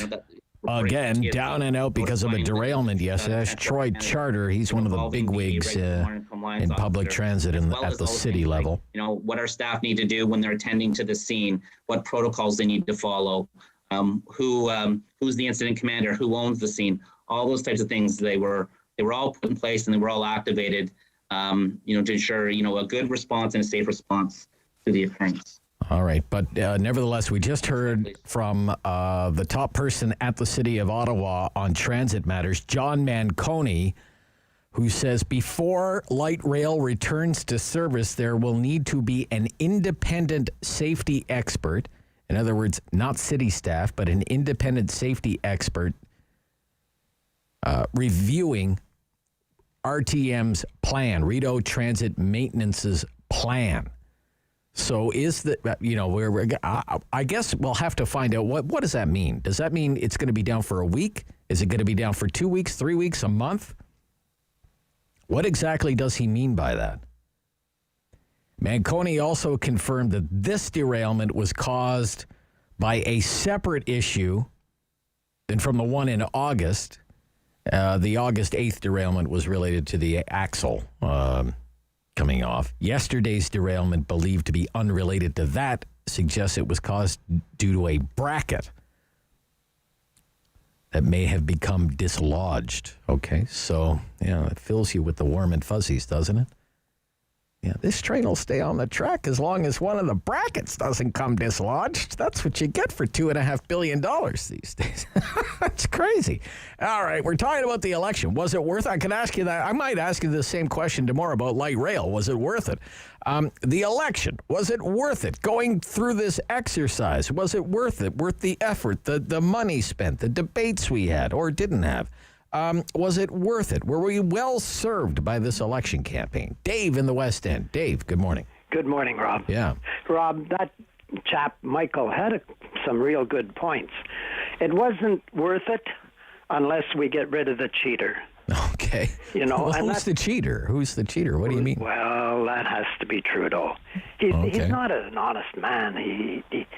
He called the election thinking he was going to get more power, and can you imagine him with more power? How many friends of his are going to benefit from that? I see. Okay. All right. So you think he did it for the power grab? He was out for a power grab, right? Sure. That's still following him around. The accusations that he was just doing a power grab. Exactly. Yeah. Rob, elections used to be every 4 years, and we rewarded the party in power if they did a good job, and if they didn't, we got rid of them. Right. That's what elections are for. Right. And, well, I mean, there's been early elections before, too. Oh, right? yes, but out of necessity, most of all, but not out of power. Well, sometimes the government, the reason there's an early election is because the House of Commons has voted no confidence in the government, right? Exactly. That's not what happened here. Mr. Trudeau went and visited the Governor General and said, let's have an election. You're right. It's not like he lost a vote in the House or anything. You're right. But,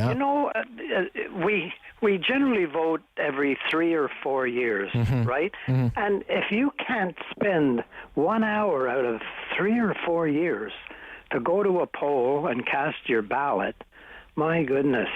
This mail-in stuff now is creeping in. And we're going to be just like the United States, open to all kinds of shenanigans. Shenanigans. Okay. Yeah. All right. Well, I'm not too worried about shenanigans, Dave, but you don't think it was worth it? Well, I worked a couple of elections, and there's a few. A few. Yeah, okay. All right. Okay. People all right. Are people, Rob. All right, Dave. Okay. All right. People are people. Okay. Yeah. Okay. All right. Gotcha. All right, Dave. Thank you, Dave. All the best. Joanne, Orleans, was it worth it, this election campaign? First, I want to say welcome back. Thank you. And no one can fill your shoes. Oh, okay. Thank you. Okay. I'm only a size 9, very average footwear. Must be pretty wide, though. Okay. Worth it. Was it worth it? I have 3 examples to show that I think it really was. I think your previous caller before the break nailed it. For one thing, the bloom is off the rose. It's a wake-up call for Trudeau.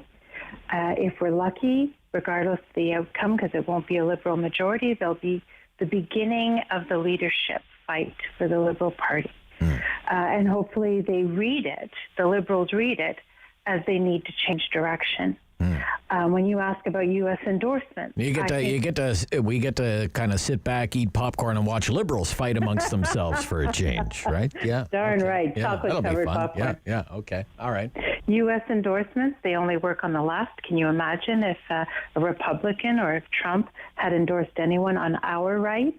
I think what it does is, and this really, I don't know, unprecedented preponderance of endorsements all the way back to Hillary Clinton, for heaven's sake. I think it's because the globalist agenda is threatened. And again, therefore this election was worth it.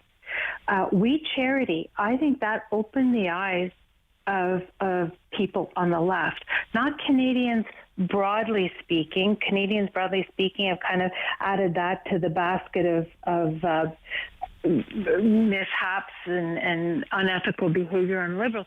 But on the left, they really identified with this whole notion of going down to the high school level to groom and welcome new voters for their side. And what they saw was that this was all show, no substance, that they were stabbed in the back. Some were getting paid, some were not. It was all just kind of a Ponzi scheme as far as charities go. So was it worth it? It was really worth it because the globalist agenda. I think a lot of things got exposed. A lot of things have been exposed now because of this campaign. Precisely. Yeah, okay. All right, Joanne. Oh, sorry. You had one more point to make? Yeah, a couple. Journalists have even less credibility now than they did. The idea that abortion and guns, not nuanced conversations, not intelligent conversations, just the buzzwords,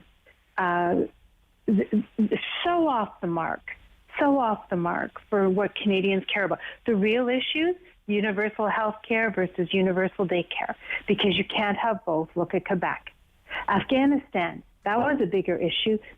People feel sick to their stomach knowing there are Canadians and those who help Canadians that have been left behind, and the economy. So yes, this election was worth it, 100%. And can I give you an observation about Orleans? Orleans, yes. Sure, I know Walter would know this area well, and I've met Walter, and I know he's astute. However, what I have seen walking around Orleans is there are virtually no Marie-France lawn signs. Virtually none. Big lawn signs at the public street corners, but none. It's the Conservative candidate, Mary Elsie, who has lawn signs. And whether she has more than any previous Conservative candidate or not, it's the lack of Marie-France lawn signs that is really resounding. And what that says to me, it may not mean a change of vote, but it means people don't want to be seen voting for a Trudeau candidate. And I think that in this riding is really important. Okay, interesting, yeah. That's reminiscent to me of the David McGuinty signs that are all over Ottawa South here, the same signs that he has used for years, that just say, re-elect a good MP, David McGuinty. Not re-elect a member of Team Trudeau, David McGuinty, but re-elect a good MP, David McGuinty. Let's take one more here. Before we hit halftime, John Barhaven. John.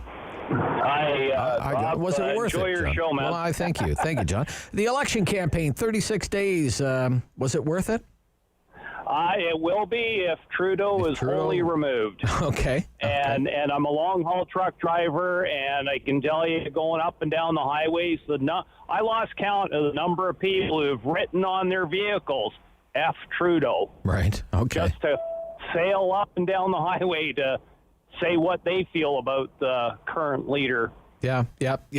Certainly a lot of anger toward Mr. Trudeau, and Mr. Trudeau expressing a lot of anger right back. And I think that's going to be one of the sad legacies of this campaign, and we can talk about that in the second half of our Talkback Hour. 750-1310, Rob Snow Show. You made it to Election Day, 36 days, this election campaign.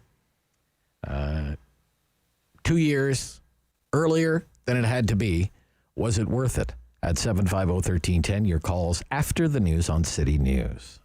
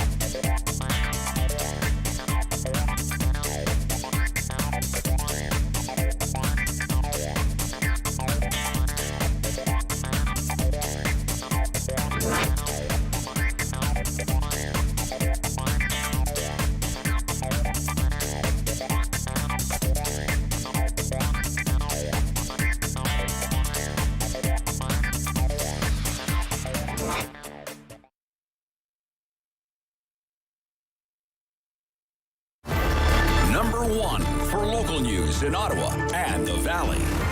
This is City News, now on 101.1 FM and 1310 AM. It's Monday, September 20th. Good morning. I'm Andrew Boyle. Right now in Ottawa, 15 degrees. It's 16 in Smiths Falls. And here's what's making news this hour. As the investigation into the second train derailment in the last 6 weeks in Ottawa gets underway, the Transit Commission has heard the two are unrelated. The one on August 8th, an axle coming off the rail. The one yesterday, according to transit boss John Manconi, was due to a bracket on a sander that is used to help in both braking and traction. It may have dislodged. An independent team from RTM will be brought in to review the entire train system, according to Manconi. 11 hours left to cast your ballot in the federal election. Polls are open until 9:30 tonight in the region. They opened at 9:30 this morning. Now, we will keep you up to date on the election results with our special coverage tonight, starting actually before the polls close at 8 o'clock with your host, Jason White. Now, with Elections Canada having to change due to the pandemic, your usual polling station may have changed this time around. Make sure you check your voter's card to see where you cast your ballot. If you don't have a card, you can still vote, but just go to the Elections Canada website to see which or where the poll is in your particular riding. The Green Party is one candidate down today after the party representative in Renfrew, Nipissing, Pembroke withdrew over some controversial comments that were made during a debate last week. Latest COVID numbers in Ontario show 610 new cases today and 2 more deaths. 54 of these new cases are in Ottawa, 6 are in Eastern Ontario. Both Leeds, Grenville, Lanark, and Renfrew health units are reporting no new cases. The numbers come from almost 24,000 tests that were completed, the positive rate at 2.7%. City News Time, 10:32. I'm Andrew Boyle. For News Anytime, follow up online at ottawa.citynews.ca. It's time to talk back On the Rob Snow Show. Have your say and call now. 613-750-1310. 2 big stories in the mix. One is a big local story. Our light rail system is down again and could be down for the at least for the foreseeable future, at least a week by the sounds of it. John Manconi, this is earlier from the Transit Commission meeting that is happening right now. This is John Manconi. The second piece is there's 2 recommendations that I made to the city manager, and he's endorsed them fully. And in terms of additional layers of checks and balances, I've instructed our chief safety officer to include in the order to RTM that before we can restore service for this incident, Sam Barata, your independent rail regulatory officer, will be recommending to Mr. Kanellakis, an independent safety officer, review the return to service plan that RTM is proposing. So that will not be city staff. That will be Sam Barata. And remember, I would encourage you to go back and look at the regulatory authority on that. It is the highest standard in rail history in Canada. He is independent and he reports to you. He does not report to me. I'm firewalled from him and our staff. He reports to Steve and to the and to members of council. So Mr. Barata will recommend an independent safety expert to review the return to service plan, in addition to all the other checks and balances that are below all that. Chief.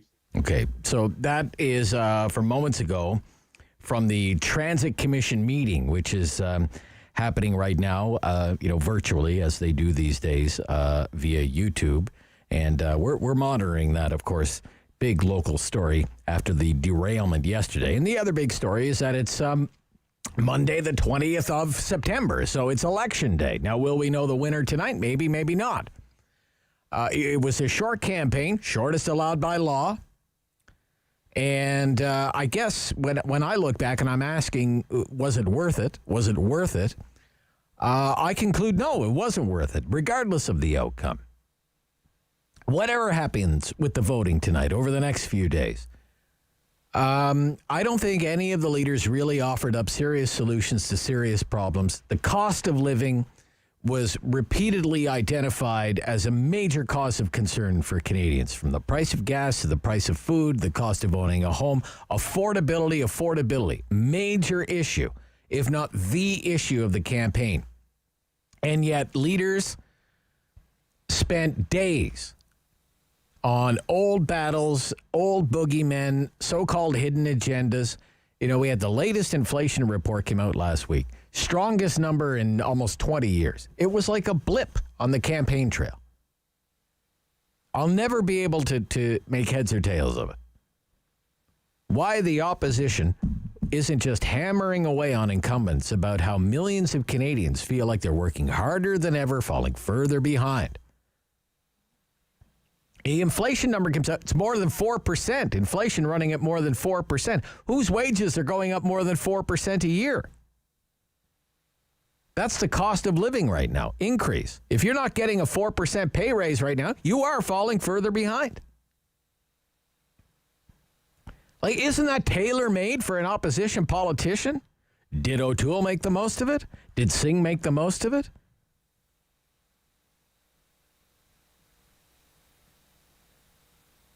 Singh says it can all be solved by just taxing the super rich. Oh, if only we tax the super rich. Ground beef wouldn't be so expensive at the grocery store.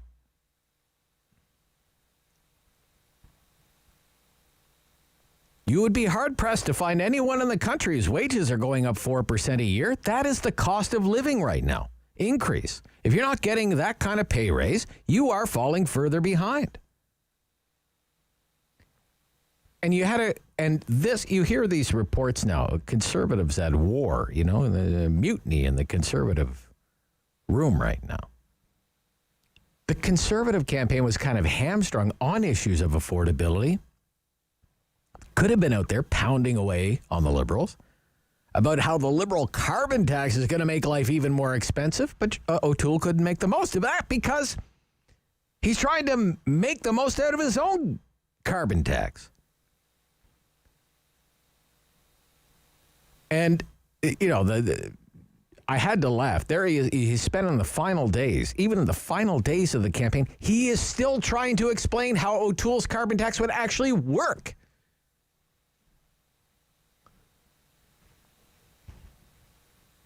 And all the while, Canadians are just trying to keep up with higher prices for everything, for food on the table, gas in the car, $1 million for the home. Was it worth it? I don't think, on that issue, I don't think we're very well served by this election campaign. Blaine in Spencerville. I love Spencerville. Great little place, Spencerville. Good morning, Blaine. Good morning, Rob. How are you? I'm good, sir. I'm good. Good. Was it worth it? Was it worth it? Definitely not worth it. All right. I feel he called the election when Afghanistan was going on, forest fires were going on. Yeah. He thought he won. Fourth wave of the pandemic going on. Yeah. All that stuff, and he's trying to get the majority. And one of your past callers said that if he gets a minority, he's going to quit. Well, he's too proud. He's that guy. Most people would quit, but he wouldn't. He'd just keep going. Right. So you don't think it was worth it? No, not at all. And then with the price of living going up, yes. I mean, I'm in the trailer sales, travel trailers. Oh, really? And I'm just watching our trailers just go up in price by 10-15%. Right. Getting crazy. If you can get one. If you can get one. Right, Blaine. That's just it. Because I interviewed one of the local advertisers here. We have an advertiser on the radio station that is in that business of selling RVs. And I mean, I remember many months ago, it was like, if it's not on our lot, you're going to have a hard time finding it. Oh, exactly. Right. Exactly. We can't get it. And, you know, trying to do factory orders for people now, but we can't even guarantee the price at that. Yeah. It's interesting you mentioned that. I'm looking at new cars recently. Guy said, don't order the sunroof.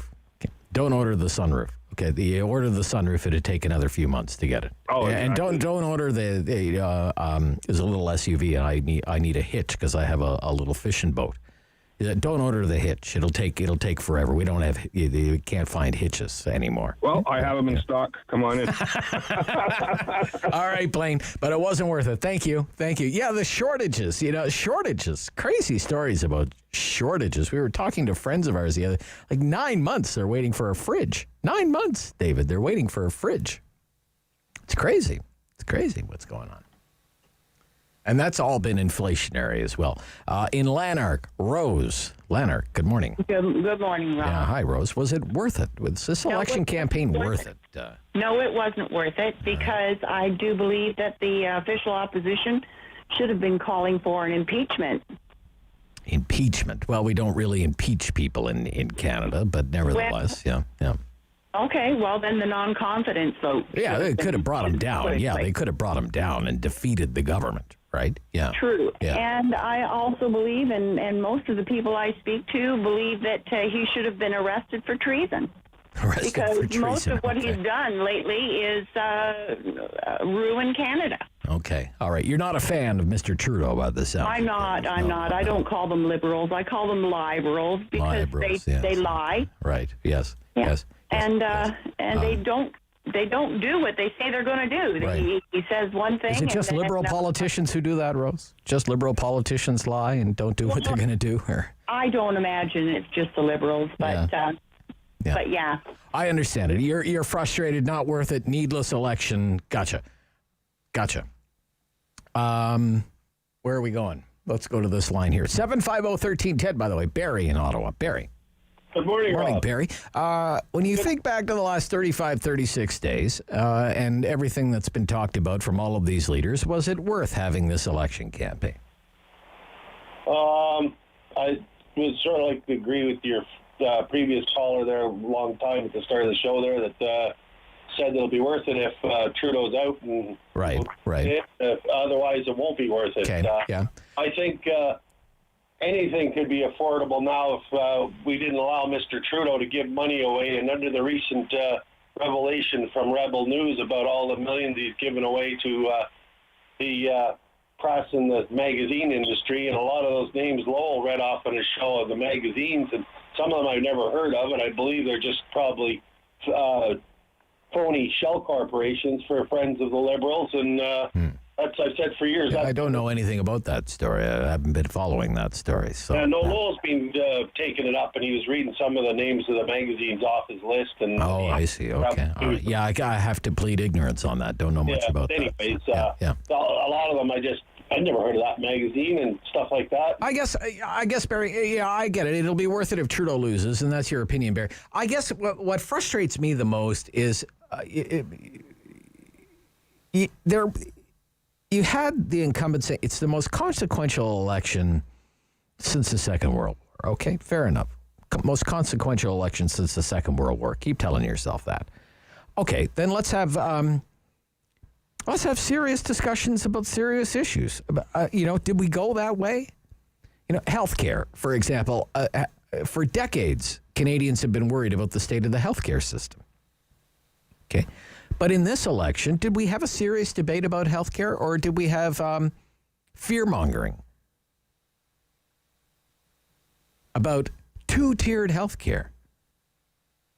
Oh my gosh, we might get some private delivery of healthcare, as though we don't already have in this country a multi-tiered healthcare system, as though that isn't the system we already have in Canada. There's private delivery of health services from one end of the healthcare spectrum to the other, from one end of the country to the other. And yet, for some politicians, the Liberals and the Democrats, they spent a great deal of time living in some kind of nostalgic fantasy, like some magical place where everyone has the same access to the same health care covered by the state, and that private delivery of health care just doesn't exist. And yet even today, this morning, this election morning, the public side of the public health care system, anywhere you go in the country, is a system that is stretched to the limit and is only becoming more so because of demographics. We're getting older. More Canadians are older than 65 than younger than 16. This is our reality. Do any of our political leaders seriously want to have an honest conversation about that? And the serious decisions that are going to have to be made to keep the Canadian public healthcare system, Medicare, sustainable in the long term? No. An election comes around and what is it? Two-tiered healthcare, two-tiered healthcare. So whether it was the cost of living or healthcare, two of the biggest issues that Canadians said they were most concerned about, we didn't have a serious discussion about that for any length of time. Instead, we spent days and days and days on stupid niche issues, side issues. Never got to the heart of the matter. And that's why, for me, it wasn't worth it. Doesn't matter who wins. 10:46, back with the final quarter talkback hour after this. Rob Snow Show, City News.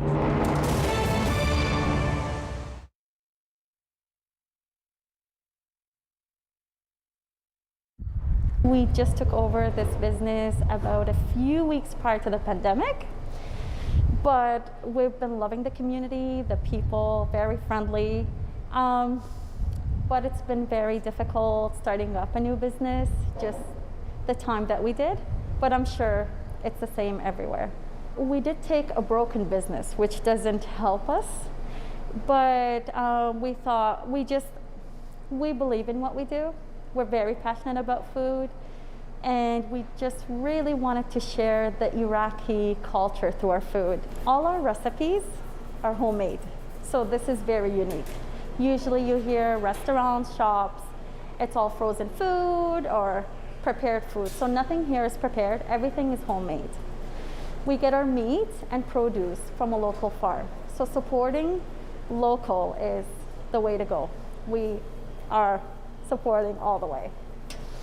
And our meat are actually marinated the day of, so it's as fresh as can be. Quality ingredients and everything is made from scratch. I get a lot of people when they come in, they say it tastes like Middle Eastern, like back home. So for you to have been to Iraq and had the food there, you can really compare and see the similarity. We do like to focus on healthy. So our recipes, not only the homemade, again, everything is from scratch, but we have from combos and to small sandwiches. Our one of our favorites and very popular is the chicken salad and the beef salad. So now you're getting all the protein and all these amazing ingredients that we all need. During this time, I find a lot of people are sitting at home and not enough movement. So to come here and get something healthy other than go elsewhere and just put, what's not so good for our bodies, makes a huge difference. So we have shawarma sandwiches, combos. I mean, if you're looking for a meal to feed your family, I would highly recommend the family platter. It comes literally with everything, with potatoes, with rice, with chicken, with beef. And we don't charge extra for mix. I know a lot of places do. Here we just add everything to your platter. And lots of healthy choices for sure. We're very passionate about food. And for our small family business, it's been good. Like I said, it's a little struggle, but we are not a chained restaurant.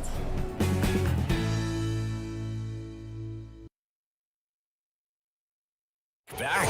Hello. On the Rob Snow Show.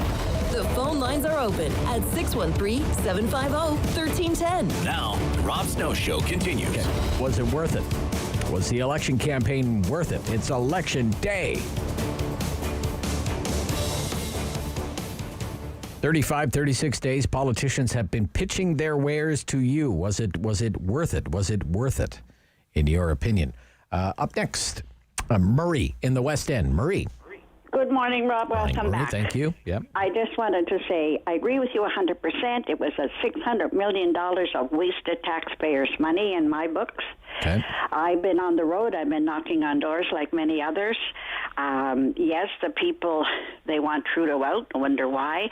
But do they go with the devil they know or the devil they don't?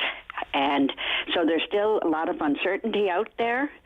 A lot of people mentioned the leader, my leader, your Conservative leader. I used to sit back and watch the news and say, Aaron, for goodness sake, can you not talk about this and talk about that? And I agree with you so much, Rob, that we miss so many opportunities to go on things that are happening now. Yes. And it never happened.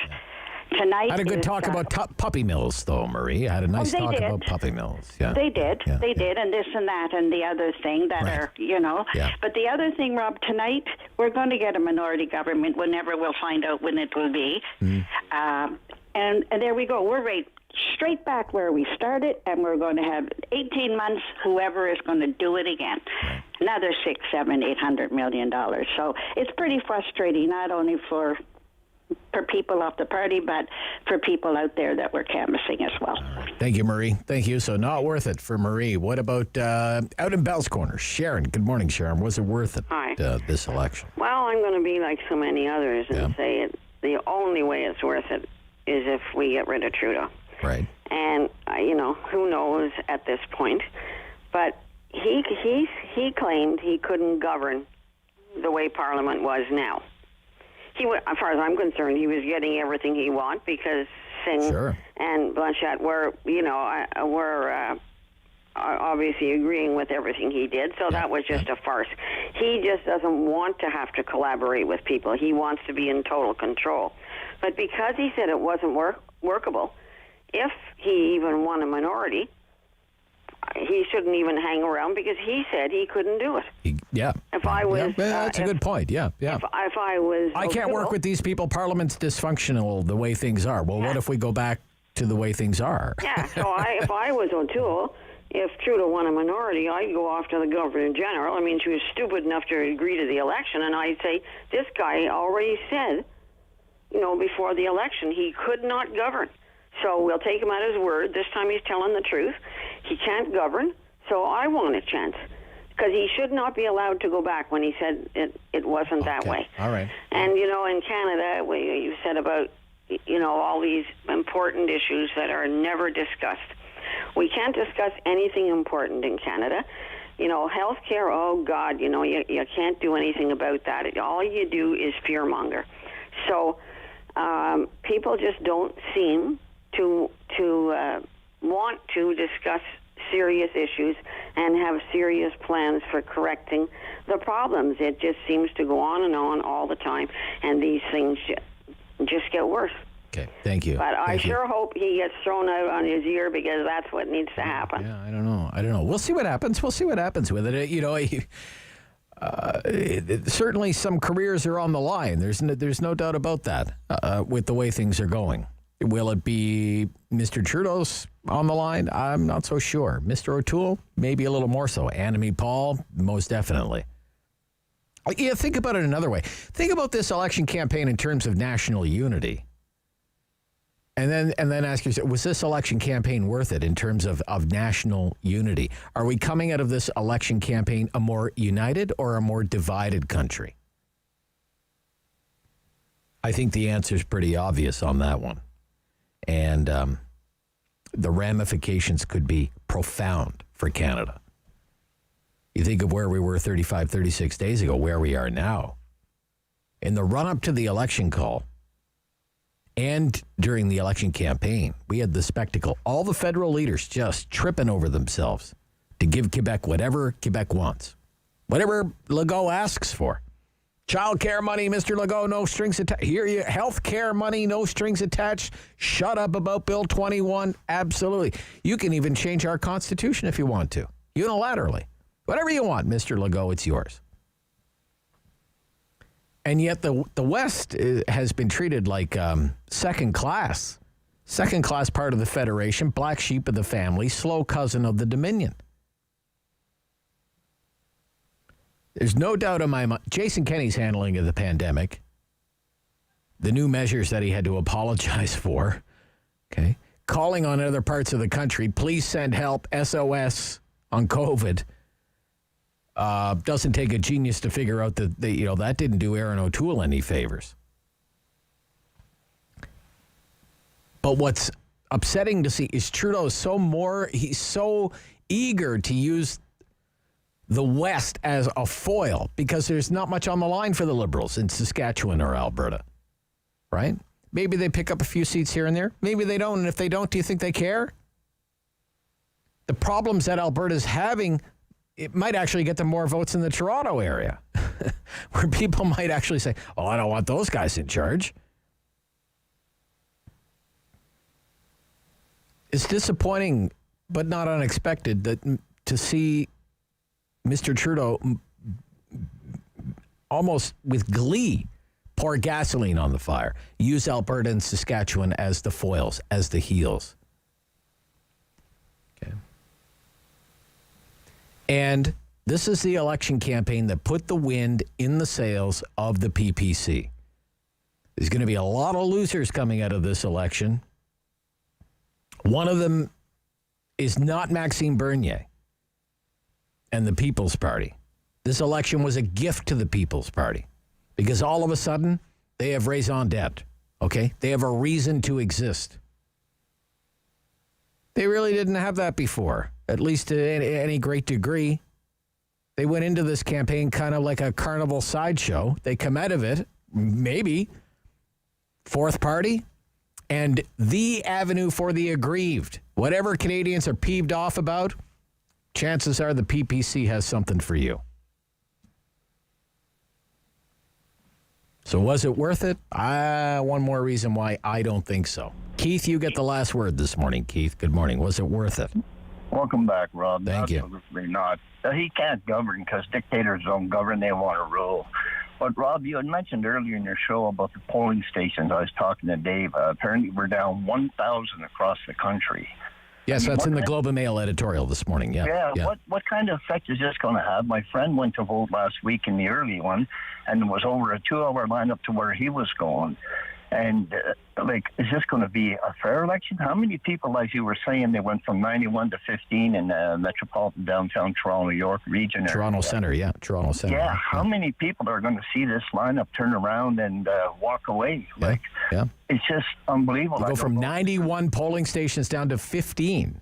Yeah, you made that point this morning. Yeah. I couldn't believe it. I thought I heard it wrong, but I don't know. I just don't know what kind of a fair election it's going to be now with how many people are going to turn around and walk away, you know? That would be sad, wouldn't it? Thank you, Keith. Yeah. Yep, thank you. Yeah. Welcome back, Rob. Yeah, thank you, sir. Thank you. Yeah, nice call. Thank you for the talkback hour.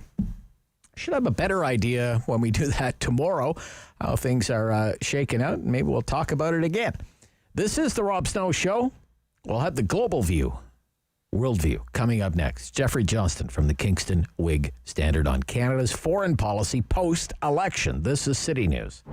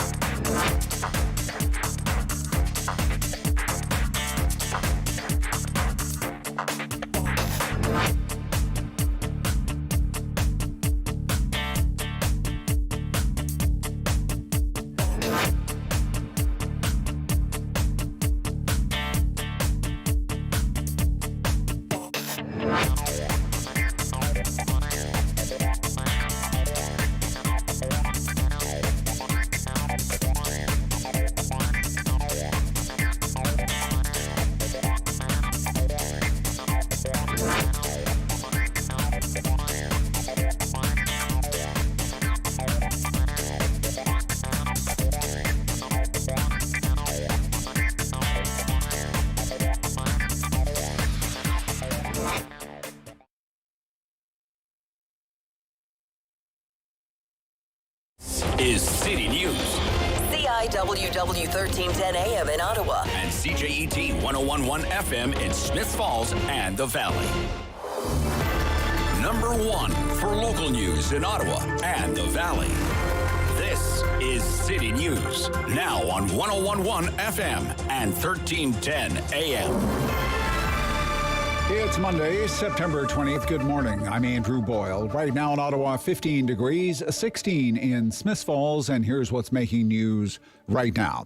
The 2 train derailments in Ottawa recently are not related. Transit boss John Manconi telling the Transit Commission this morning, while it was an axle problem on August 8th, the derailment yesterday was likely a sander bracket that is used in braking and traction that somehow dislodged.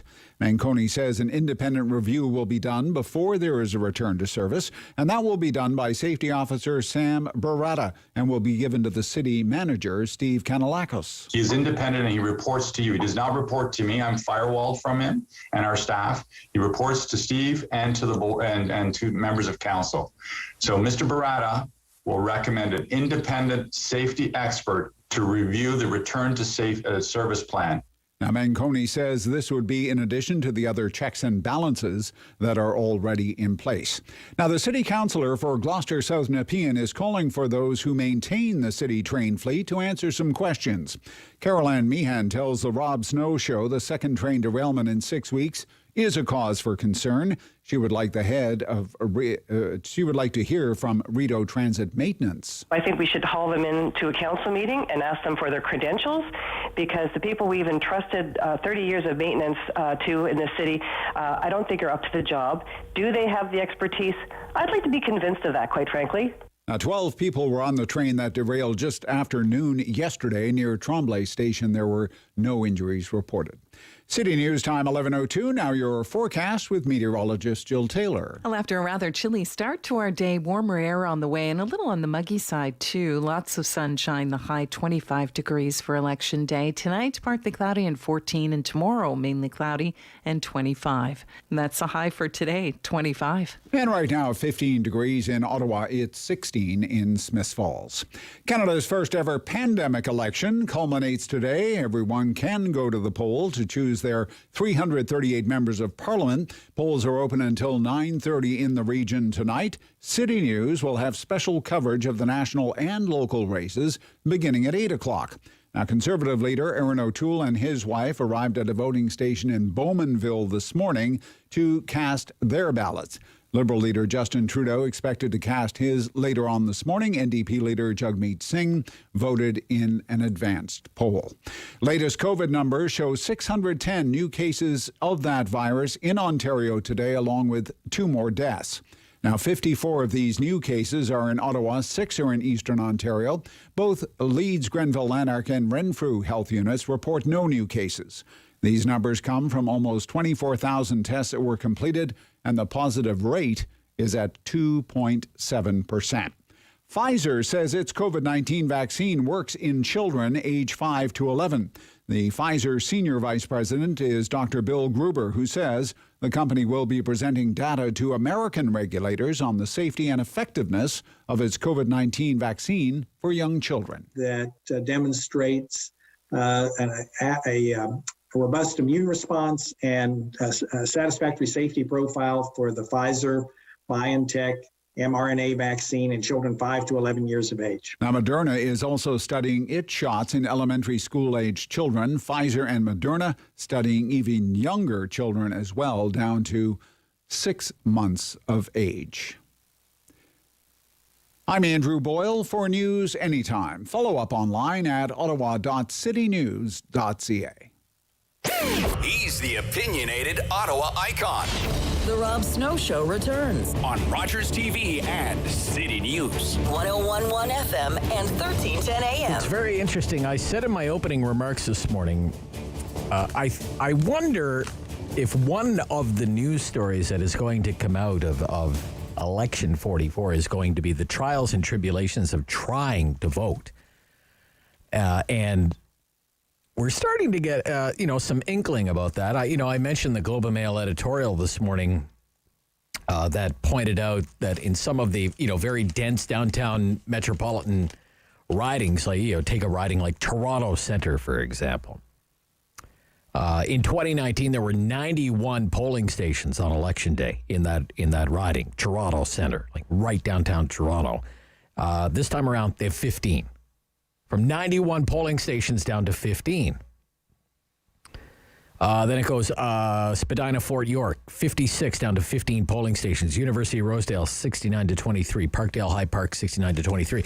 So what does that mean for other big cities in their downtown ridings? Because you can't have polling stations where you would usually have polling stations, say in some of the schools or maybe some of the community centers, certainly in some of the apartment towers, condo towers. Retirement communities, retirement residences, these sorts of things.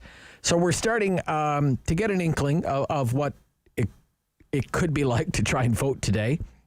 David got a call off the air from somebody who is in the line at Canterbury High School, polling station there. Quote, very long line, quote, parking lot chaotic. Parking lot chaotic. And our correspondent in Toronto, Richard Southern for City News, is reporting that he is seeing people leaving the lineup at least one Toronto polling station. Like, I can't stand here all day, in other words. And then I noticed letter to the editor in the Globe this morning. Interesting on some of the challenges. Listen to this. Alan Humphreys, Victoria, writes to the Globe and Mail. This is in the print edition of the newspaper today. I was a poll supervisor for advanced polling. Poll workers logged 13 to 15 plus hour days. No break room, no kitchen. Because this is a federal election, provincial rules on masking and vaccination do not apply. Indeed, over 4 days, we had a number of electors who did not wear masks. We treated them the same as every other voter, and there were no incidents.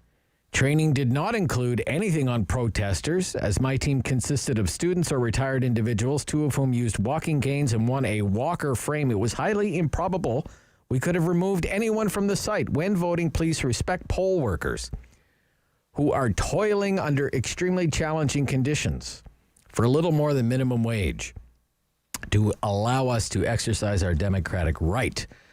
So that's some insight in the paper today from a poll worker. And I just wonder, as we make our way through the day, whether that will be one of the stories of this election day, just some challenging times for people trying to vote because of the pandemic and the short election campaign, 36 days shortest allowed by law. Now, with that, Jeffrey Johnston joins me. He's with us every Monday. He's with the Kingston Whig Standard, where he writes about international affairs. Good morning, Jeffrey. Good morning, Robin. Welcome back. Yes, but as you cover so much of the world in your columns, there are so many people in the world who don't have the right to vote. We should be grateful, right, and cherish the very idea that we even have the vote, because so many people do not. Right, Jeffrey? Absolutely. I voted by mail. I'm glad I did. Yeah, okay. I've been following the what's going on this morning. I was watching on Twitter a Canadian press journalist detailing her trials and tribulations. It's apparently going to be a longer process, so I urge everybody to make sure you take your mask. Be patient, be kind, and exercise your right to vote, because it is complicated. In the 90s, I worked on a couple of elections as a returning officer in Leeds, Grenville, and there's a lot to it. Now, I saw reported yesterday that they're only going to have one poll worker per poll, and usually what happens is you have a deputy returning officer and a poll clerk, and the deputy returning officer is in charge of the poll, is in charge of the ballots, signs all the ballots, is in control of the ballot box. The clerk is in charge of the list of voters, and when you come and you give your card, the clerk verifies that you're the person who can vote and everything. But if you have only one person, as I believe the CBC reported yesterday, if they only have... Oh, Jeffrey? Have we lost Jeffrey?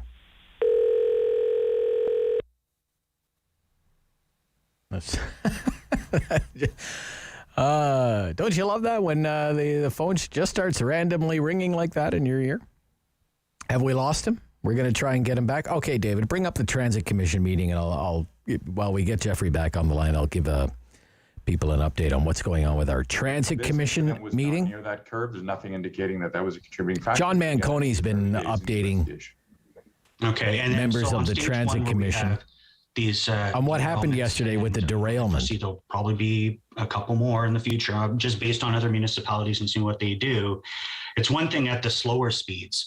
Now I'm starting to, it's keeping me up at night thinking about stage 2, only because in the East End, at least it's a straight stretch. So, there's no curves and craziness.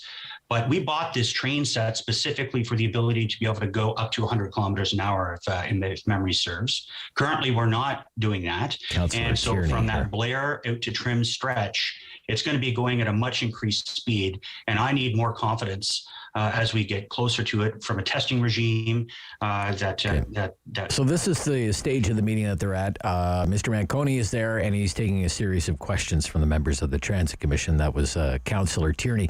Just a quick note on ridership for public transit. It had plummeted, as you know. One point it was below 20%, then it hit 20%. In apparently the ridership number for August is 34%. For August, it was 34%. So that is something that we're following. Okay, let's bring Jeffrey Johnson back. Jeffrey Johnson's back with us, yes, from the Kingston Whig Standard. Not sure what happened there. The beauty of live radio. Things happen. Okay, let's look, Jeffrey, we'll have lots of days to talk about this election. But what I want to get into is I want to tap into your expertise in international affairs, okay? When you think about Canada and the world stage in our foreign policy, what are the big files post-election, no matter the government? What are they going to have to deal with? Excellent question. I'm glad you asked that, because I'm writing about that right now. So the two biggest issues facing Canada and the world: climate change, the climate crisis, and the pandemic. Both are actually interrelated, and climate change is accelerating. There are huge economic costs involved in it. Likewise, with the pandemic, it's a human tragedy. Millions of people are still at risk because we don't have vaccine equity, and it has huge economic repercussions because the global economy will not return to normal until the pandemic is under control. And we could be in this pandemic at this rate for another couple of years, because less than 10% of the developing world has been vaccinated, and we were supposed to have done that. Our goal was to have, as the international community, committed to vaccinate all the healthcare workers and vulnerable people in the developing world by the end of September, and we're not going to make that. We're nowhere close to that, so we're in trouble. Okay. I want to ask you about this new Indo-Pacific Security Alliance. The United States, United Kingdom, and Australia. In other words, not Canada. Okay. Not France. And the French are quite upset with the Americans about being left out of this. It includes something to do with submarines. But the Indo-Pacific Security Alliance, we're on the outside looking in. What do you make of that? What does that mean for Canada? Well, first off, the Americans are putting this together to counter China's influence in that region. China claims pretty much all of the South China Sea, and for years China's been bullying Vietnam and Philippines and other countries. And the United States is a naval power, the greatest naval power in history, and it's got to keep trade routes open. So that's why they pulled this thing together. The Biden administration has really blown this. Biden was supposed to be super competent on foreign policy and reassure allies that America would consult once again. Well, yes, for the first time in history, the French have actually withdrawn their ambassador. Yeah, we called their ambassador. Yeah, they withdrew their ambassador over it. So what it basically is this. France and Australia had this deal were negotiating a deal over submarines. The Australians wanted a new fleet of submarines. The French had a design for nuclear subs. The Australians said, well, they actually wanted diesel subs. So the French changed the design. They put like $2 billion of their own money into it. This was going to be a $90 billion deal for the French. And then they went behind their backs and started negotiating with the Americans. The Americans, the British, and the Australians are going to share nuclear technology, and Australia is going to get these nuclear-powered submarines. They're saying they're not going to be nuclear weapons, but they're going to be nuclear-powered. And as a result, New Zealand is now saying that Australia's subs will not be allowed in their territory. But so, yes, Canada's on the outside of this, but I would say there's a lot more. So how should we feel about that? Does that mean we're not a trusted ally in an Indo-Pacific security alliance? Yeah, I don't think it, now I'm speculating. I don't think the fact that we dragged our heels on the Huawei decision has helped Canada at all in terms of being seen as a rock-solid partner on China. But I think there's a much larger dimension to this, and I think it speaks to the Biden administration's mismanagement of its allies on this. I can't think of this going any worse than it has. Having one of your closest allies withdraw your ambassador temporarily is a pretty big slap in the face. So I'm sure the Chinese, probably aren't happy about this alliance, but they're probably, happy that Biden's bungled this so badly. So we'll see what it'll mean for Canada going forward. Definitely Canada's got to address the issue of China. We've been dragging our feet on this, in part because of the Spavor Kovrig hostage taking by the Chinese regime. The next government, whether it's liberal or conservative minority, are going to have to address this issue. And we're also going to have to make sure that we shore up our alliance with the United States and continue to consult with Biden, because Biden, as I say, didn't really consult very much with its allies over Afghanistan, the recent precipitous pullout, and over this new alliance. So we'll see what will happen. But it's Biden's looking kind of shaky right now on foreign policy. All right. Thank you, Jeffrey. Talk soon. Thank you, sir. Yeah, bye-bye. Thank you. Jeffrey Johnston from the Kingston Whig Standard. We'll talk about some big money for some big local companies when David Sally joins us next from the Ottawa Business Journal here on City News.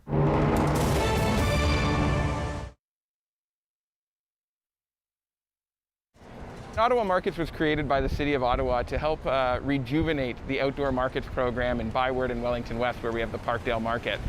And so we set to work on bringing in the right team with the right experience and reaching out to local vendors and local farmers, because we knew when we did a survey of our customers that was the one thing that was really important to them, both at Byward and in Parkdale, is to start bringing back that local product. And that's what you can see behind us here at the York Street Farmers Market. We put in place a Farmers First policy, which means that we will deal with farmers from the region first. And we're going to give them priority in terms of placement. They're going to have reduced fees in coming to the market. We've also made it free for any farm that's been in operation for under 2 years.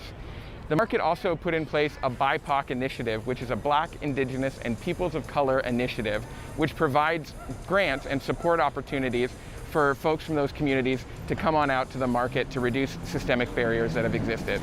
As a farmer's market, we can have a variety of vendors here, from an artisan to a microprocessor who's taking local ingredients and putting them into a product in a kitchen and selling that, to breweries and distilleries this year, which were changes that the province put in place, which allowed us to bring in a few of those vendors as well, which I think is a nice surprise for people sometimes at 9 in the morning after a pandemic. But it's been going really well, and some of the breweries have been pretty appreciative, because for them, whether it just be doing delivery or curbside pickup, it gives them an opportunity to come back out and talk with their customer and talk about what makes their product so special. Throughout the market, the health and safety protocols that you're going to see, masks are still required. That is obviously the case, and you'll see a number of signs noting that around the area. We've got a number of hand sanitizer units, I call them droids, throughout the area that you can sort of just grab a pump or a squeeze wherever you go. But what we've also had to do is reduce the number of vendor spaces we have in the market by 50%. This ensures that we can guarantee that our vendors are going to have that distance, that we can, have a little bit better flow around the market. But what we also did was, as I said, we created the York Street Farmers Market, which is just microprocessors and local producers only, and that's on Saturdays. In Parkdale, we launched the Night Market, which is bringing a lot of the same content, but in the evening, and residents are sort of spilling out into the park. So we're looking at what we're doing as trying to support, create, and enhance public space for the residents of the city. It's been great, the community, which is what this market is here for, and then as tourism comes back, obviously we'll welcome all visitors. But the response has been really great. The community's come on out, they're speaking with their wallets and their dollars, which obviously at the end of the day, we want a great experience, but it needs to be a valuable economic opportunity for the vendors who are coming out.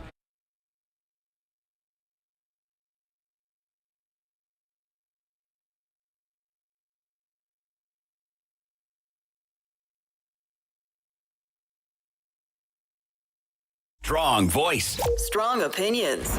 Rob Snow Show returns on Rogers TV and City News. 101.1 FM and 1310 AM. David Sally's back with us from the Ottawa Business Journal to talk about some of the big local business headlines happening in the nation's capital. Good morning, Dave. Good morning, Rob. Yeah, it's nice to hear from you again. So there's a data protection software firm. It's called Rewind. And it is on a roll. Tell us about this company, Rewind. Yeah, Rob. Well, it's you're, as you say, it really is on a roll. It's a startup that's it's been around for about 6 years now. So not really a startup anymore. Moving into it's maturing. And getting a lot of money to scale up. Earlier this year, it got a $15 million U.S. Series A round, and last week it announced it has gotten. It didn't take long to get a Series B. It's now got another $65 million U.S. Wow! So that's $80 million U.S. just this year, Rob. And okay. So what does this company do that's so attractive to investors? Well, it backs up all the data. Say that if you're a Shopify merchant, for that's one of its key markets. You've got all this customer information, account data, all that sort of stuff. It's constantly backing it up. It's recovering the data, backing it, storing it on encrypted servers to make sure that if your account somehow gets hit by a cyber attack or something happens, there's a power outage and you lose a bunch of data, no worries, because it's all backed up on Rewind's Rewind servers. So Rewind now has about 40,000 customers. It started out as a shop mainly serving Shopify merchants.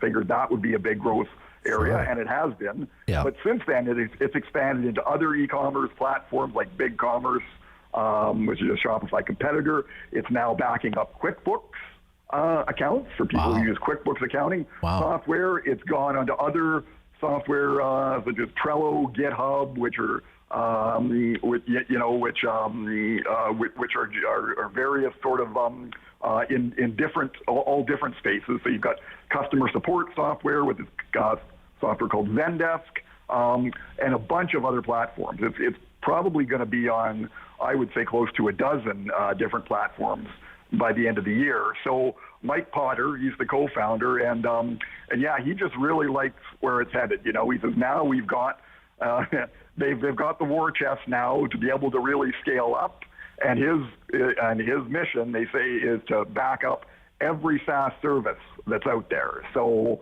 I mean that's a pretty big addressable market. So again, the business is cloud backup and recovery, right? Cloud backup and recovery. Yeah, software. Yeah, really interesting. So, great growth. In David's story on this at obj.ca, they had 65 employees at the beginning of the year. It's now up to 110 now. So they've almost doubled in less than a year. And they want to double the headcount again. Quote from the CEO, "If we could hire 25 senior software developers today, we would do that. It's tough to find these people, and we need them quickly." So, hey, if anybody knows any senior software developers that may be out of work, I doubt they are, but they're They could use you at a company called Rewind, which, by the way, earlier this year, the OBJ named one of the best places to work in Ottawa, right? So, that's correct. Absolutely. Yeah, so it just seems a few weeks ago. And it's Mike. I saw this name, Mike Potter, and I was like, well, it's not the Mike Potter. It's not that Mike Potter. It's a different Mike Potter, not right? that Mike Potter. Exactly. Yeah. Mike, not the Mike Potter of Cognos fame, right? No. Another one who seems well on his way. Absolutely, a new generation. New generation of Mike Potters. Okay, we can never have enough of those anyway. So that's great. All right, interesting, very interesting. Not the only VC story in town, though. And we talked about this a few weeks ago. Another VC platform, social commerce, Millions.co. Tell me about this. Yeah. So Rob, this is a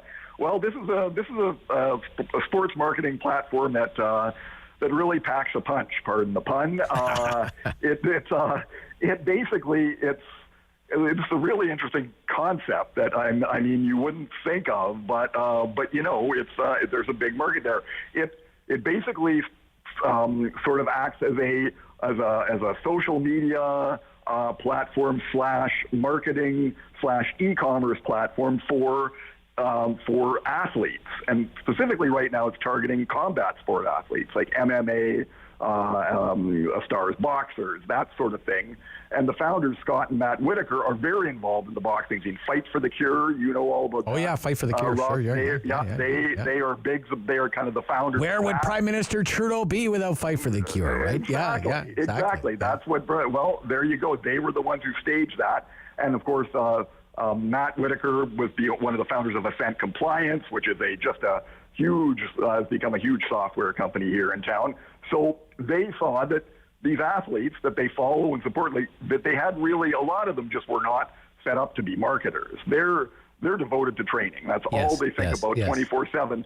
But they needed something to help them sell merchandise, interact with fans, post videos, all of that stuff to promote their brands. Well, that's when they launched Millions.co, went live in early May, and it's now got about 400 athletes on the platform and other personalities. So you've got, people like former UFC star Quentin Rampage Jackson, but you've also got people like the most famous voice in boxing, Michael Buffer. He's on the platform because his brother Bruce.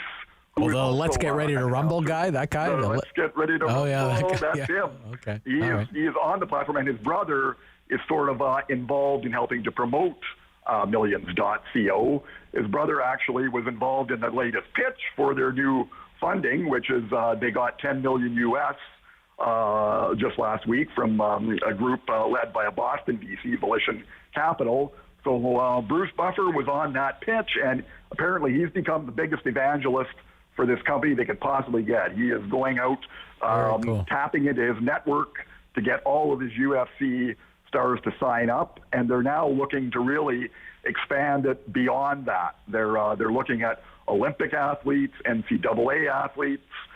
So they've now got a bonus program that they're going to partly fund with this new VC cash to try and encourage more athletes to sign up, and they figure that by next spring they should be at around 3,000 athletes on the platform, and just keep going up from there.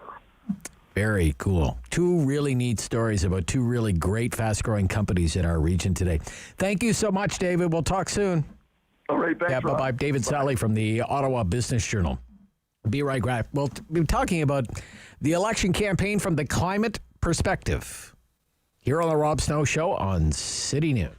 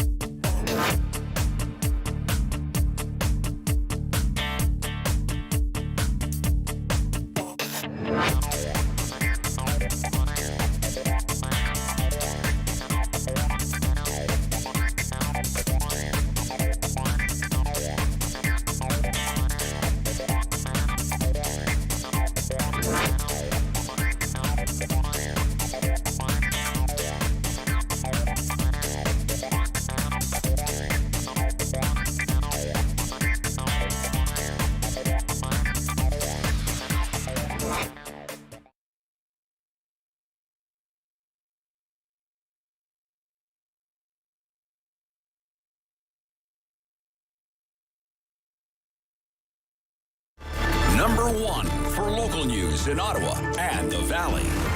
This is City News, now on 101.1 FM and 1310 AM.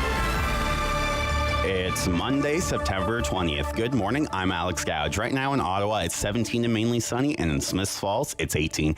Here's what's making news this hour. Polls are open in much of the country in the first pandemic-era federal election. Elections Canada says almost 6.8 million people cast early ballots, but the majority of the country's roughly 30 million eligible voters are expected to cast their ballots today. Voters are encouraged to wear masks at polling stations, but proof of vaccination rules do not apply even in provinces where they currently exist. Most riding winners shouldn't be known at the end of the night, but some close races may not have official winners for several days. Ontario health officials are reporting 610 new cases of COVID-19 today, along with 2 additional deaths. Locally, there are 54 new infections in Ottawa, 6 in the Eastern Ontario Health Unit, and none in Renfrew County or Leeds, Grenville, and Lanark. This comes after nearly 24,000 tests were conducted, bringing the positivity rate to 2.7%. 540 of the new cases across the province are among those not fully vaccinated or those whose immunization status is unknown. The 2 train derailments in Ottawa recently are not related. Transit boss John Manconi told the Transit Commission this morning, while it was an axle problem on August 8th, the derailment yesterday was likely a sander bracket used in braking and traction that dislodged. Manconi says an independent review will be done before there is a return to service. City News Time, 11:33. I'm Alex Gouge. For news anytime, follow up online at ottawa.citynews.ca. The world is changing. So keep up with Rob. The Rob Snow Show returns on Rogers TV and City News, 101.1 FM and 1310 AM.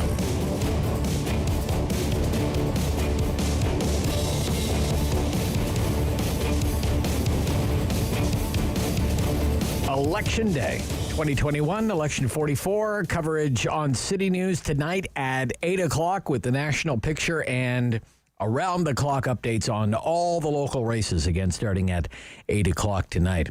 Let's talk about climate change now. Big issue in the election campaign. The Executive Director of Clean Prosperity is back with us on City News this morning, Michael Bernstein. Good morning. Good morning. Yeah, it's very nice to hear from you. When you think about this election, the 2021 election, and the issue of climate change or the climate crisis, how does this election and that issue compare to, say, all the previous elections? What would you say? Well, we're seeing we're seeing climate play a bigger role in this election than we ever have before, and I expect that will continue into the future. You know, every single party, I would say, has stepped up their ambition on climate change. And I think voters, too, have been looking for more specifics. They're not just looking for a party that says they're serious about climate change anymore. They're actually looking at what are you going to do? What are the policies you're going to put in place? Because this is no longer something that we need to do in the future. This is something that's happening now and that we need to deal with now. So I'm actually quite encouraged by how prominent a role, although I thought it might even be further, but how prominent a role I think climate has played in this election. Would you say the most ever? The most ever?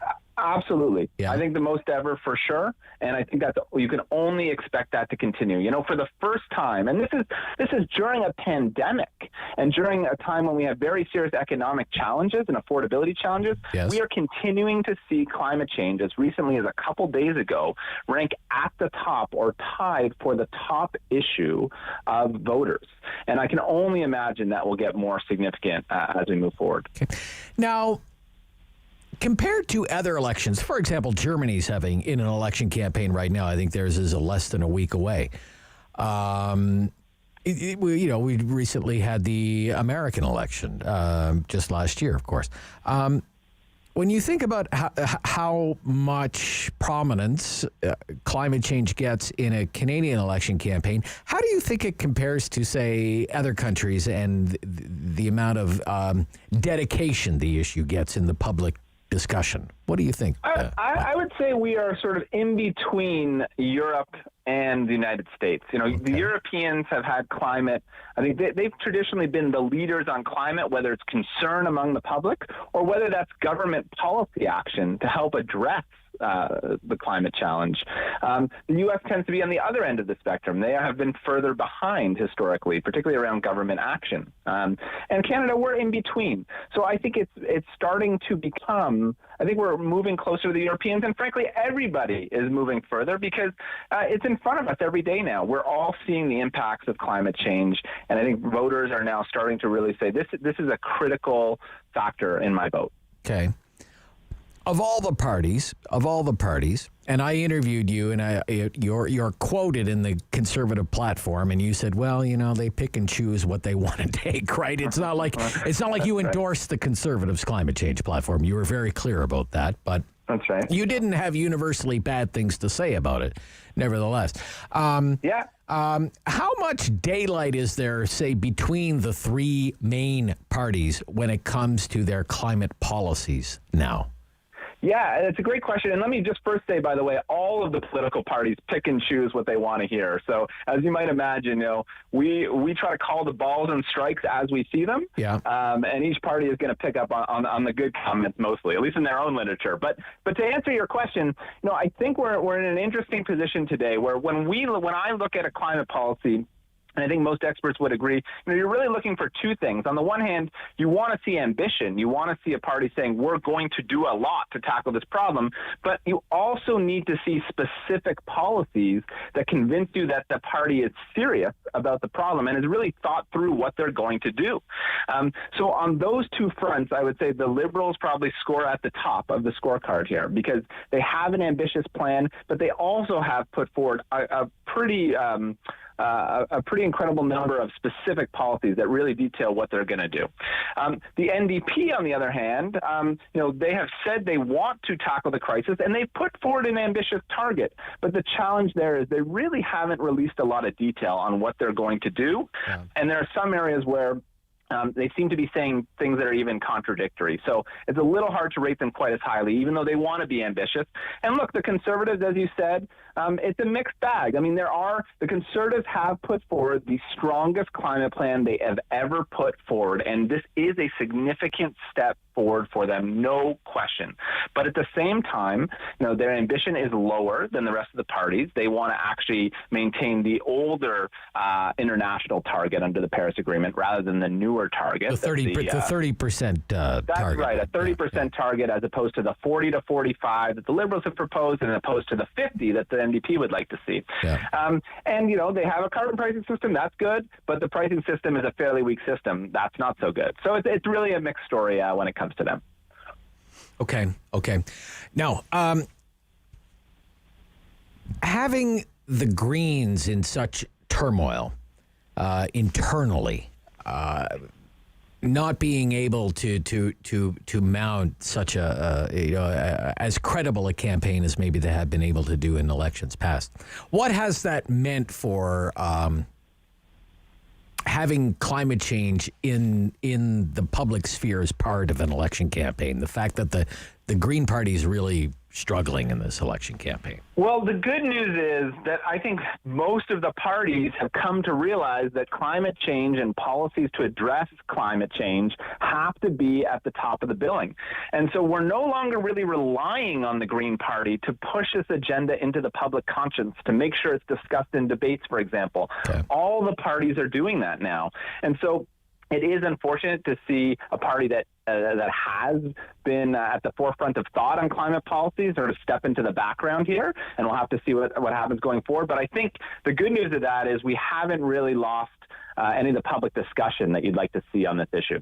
Okay. So you mentioned the NDP platform a little bit vague, the Liberal platform more ambitious with its targets, the Conservatives not so much sticking to the old targets, what I would call the Harper targets, which were the Trudeau targets for most of the Liberals' time in office.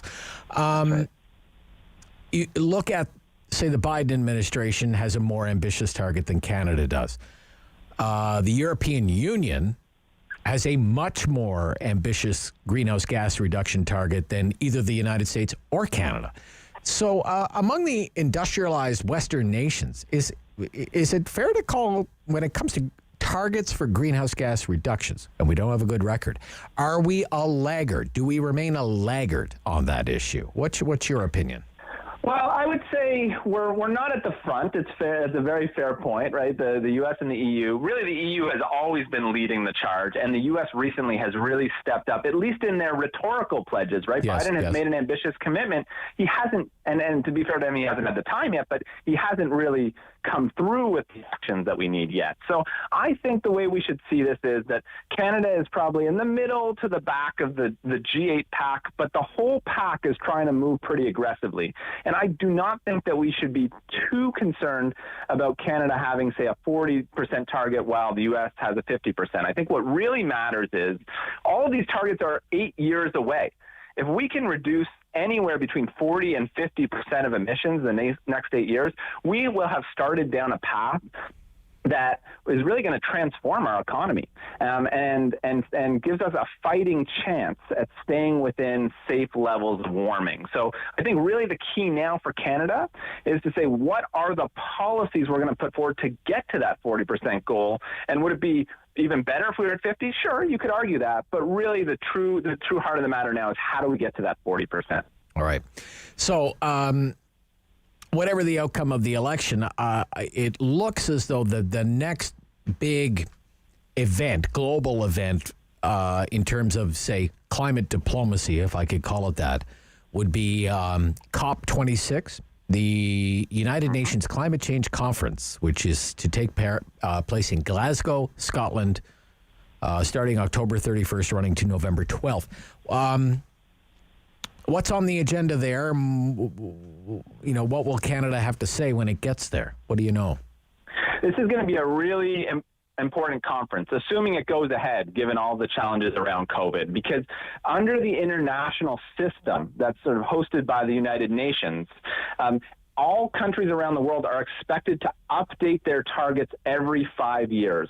So people have heard of the Paris targets. We just talked about that earlier, whether it was the Harper targets or the Trudeau targets.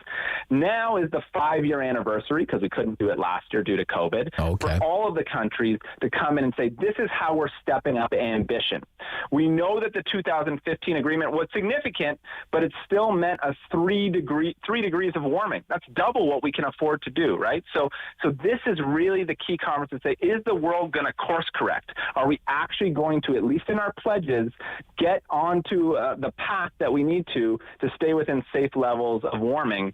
And it's really on a knife's edge, because you've got, as you said, the EU and US being very ambitious, but you've got other countries like China that have been more hesitant, and we're going to have to see how that all plays out in a few weeks here. Very interesting. Thank you so much for your insight again this morning. Nice to hear from you. Always good to talk to you. From Clean Prosperity, that is the Executive Director, Michael Bernstein. We'll talk economics, the state of the economy. Here on Election Day, Benjamin Tell, Deputy Chief Economist, CIBC World Markets. That's coming up to close out the Rob Snow Show for today on City News.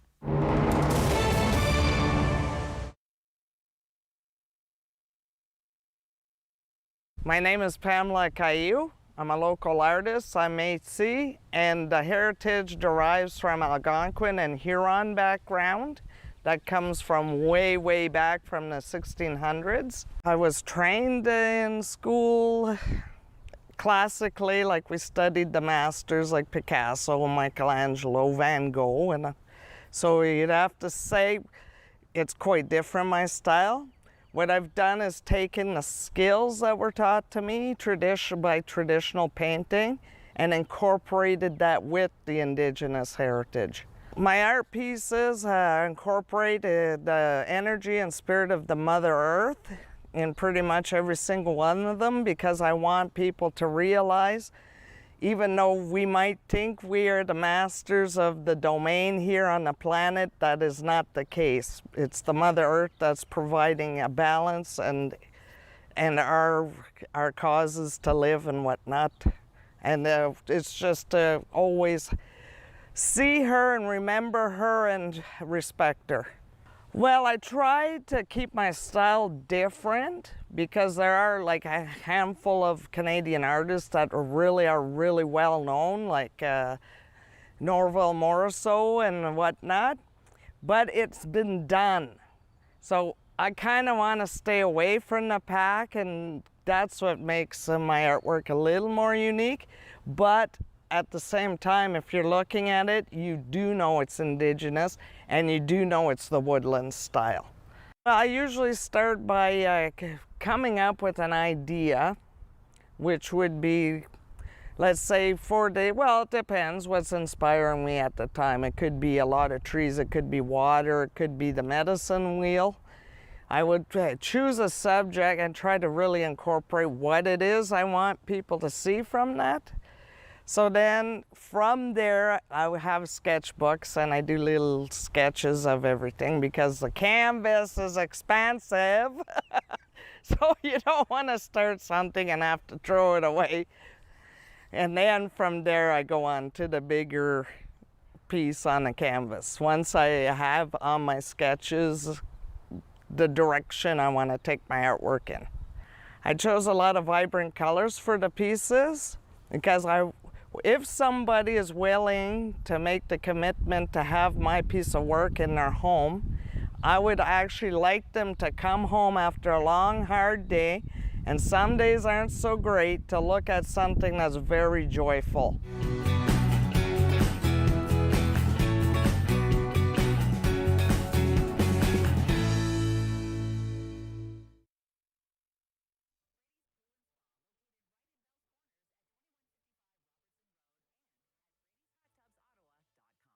Firm. Fair. Fun.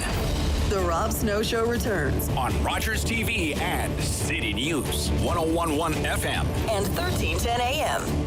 Election Day, and again, our coverage, 8 o'clock tonight on City News Ottawa, 8 o'clock with all the updates on all the local races and the national picture. Benjamin Tal joins me now, Deputy Chief Economist, CIBC Capital Markets. Good morning. Nice to hear from you again.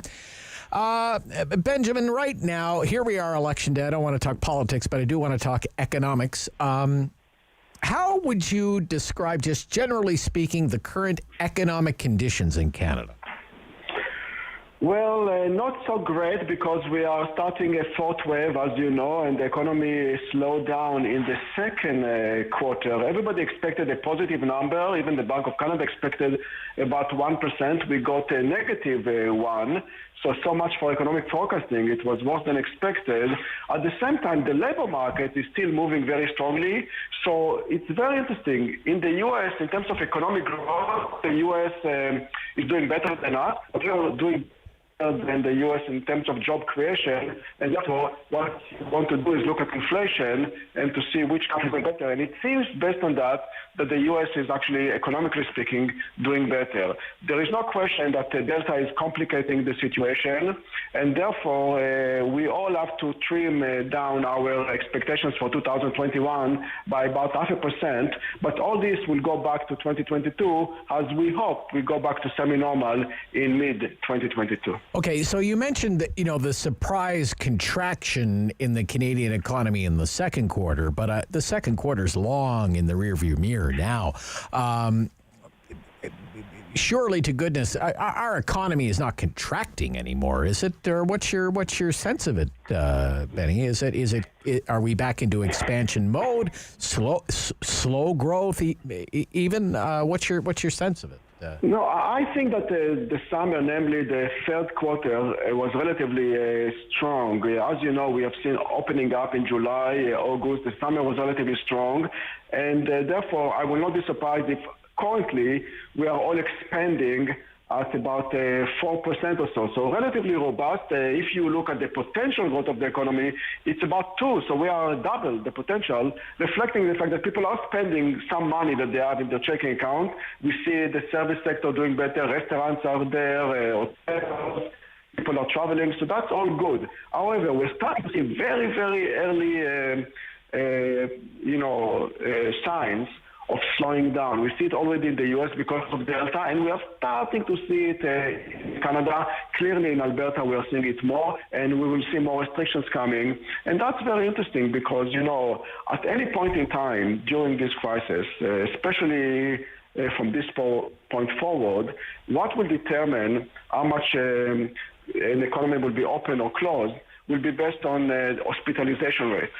And unfortunately, Canada reaches its peak very, very quickly relative to any other countries because our capacity is very limited. We always operate at a very high capacity in hospitals. So the minute you have an issue, we reach capacity very quickly, and that's why we have to shut down much quicker. We see it in Alberta as we talk. Okay.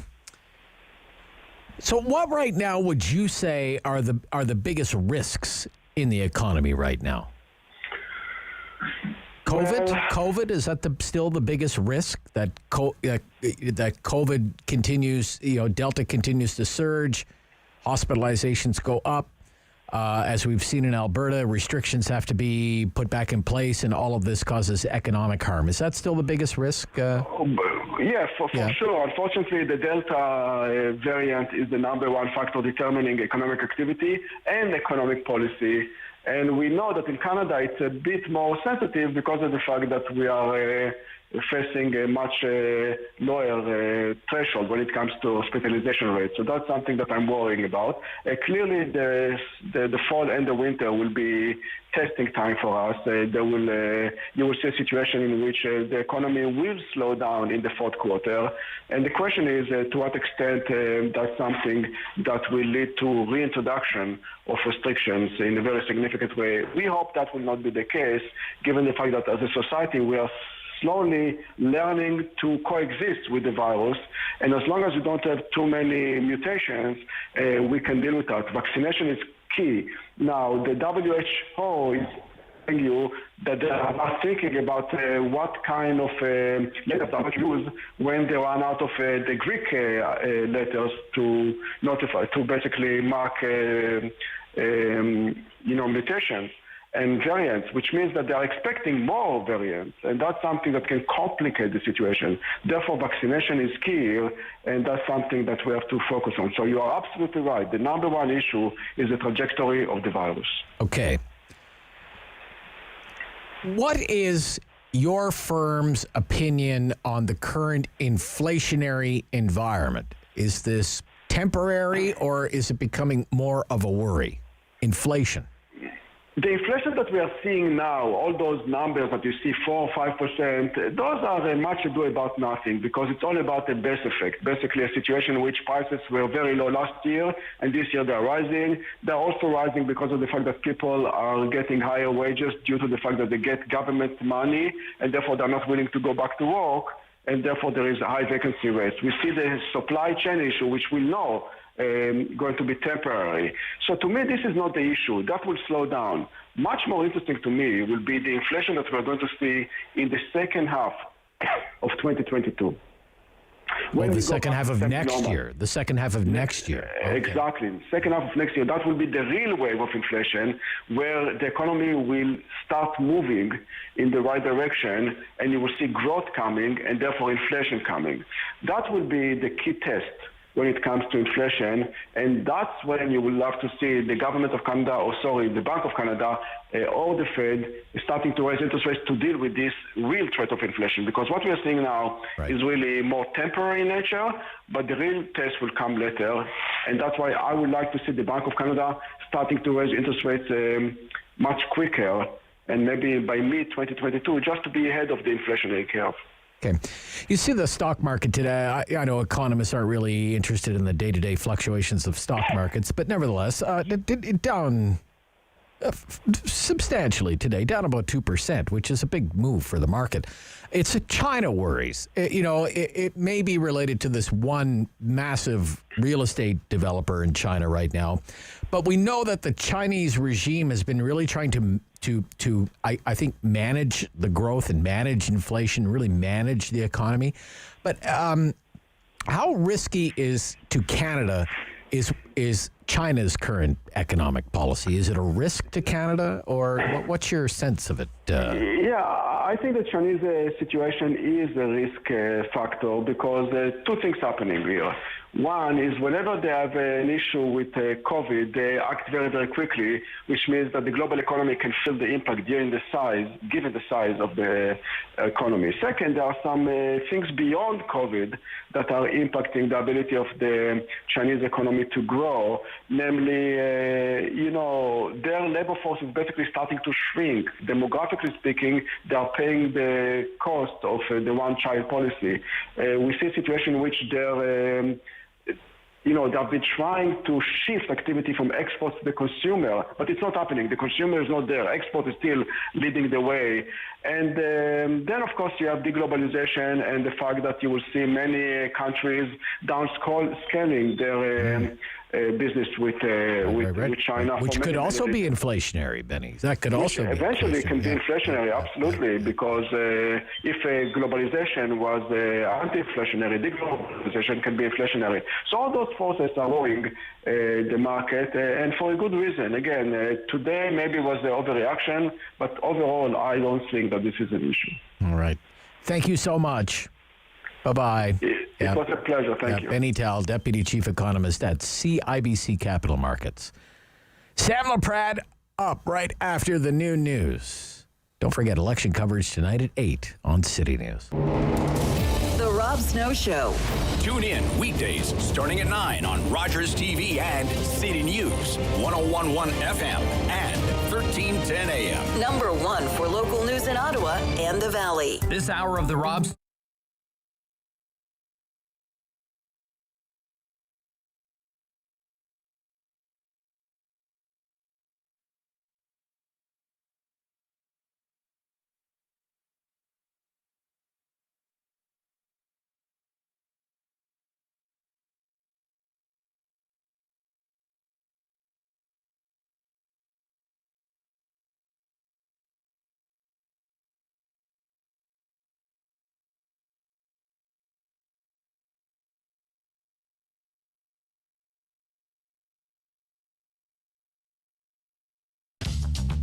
This program is brought to you by Ignite TV.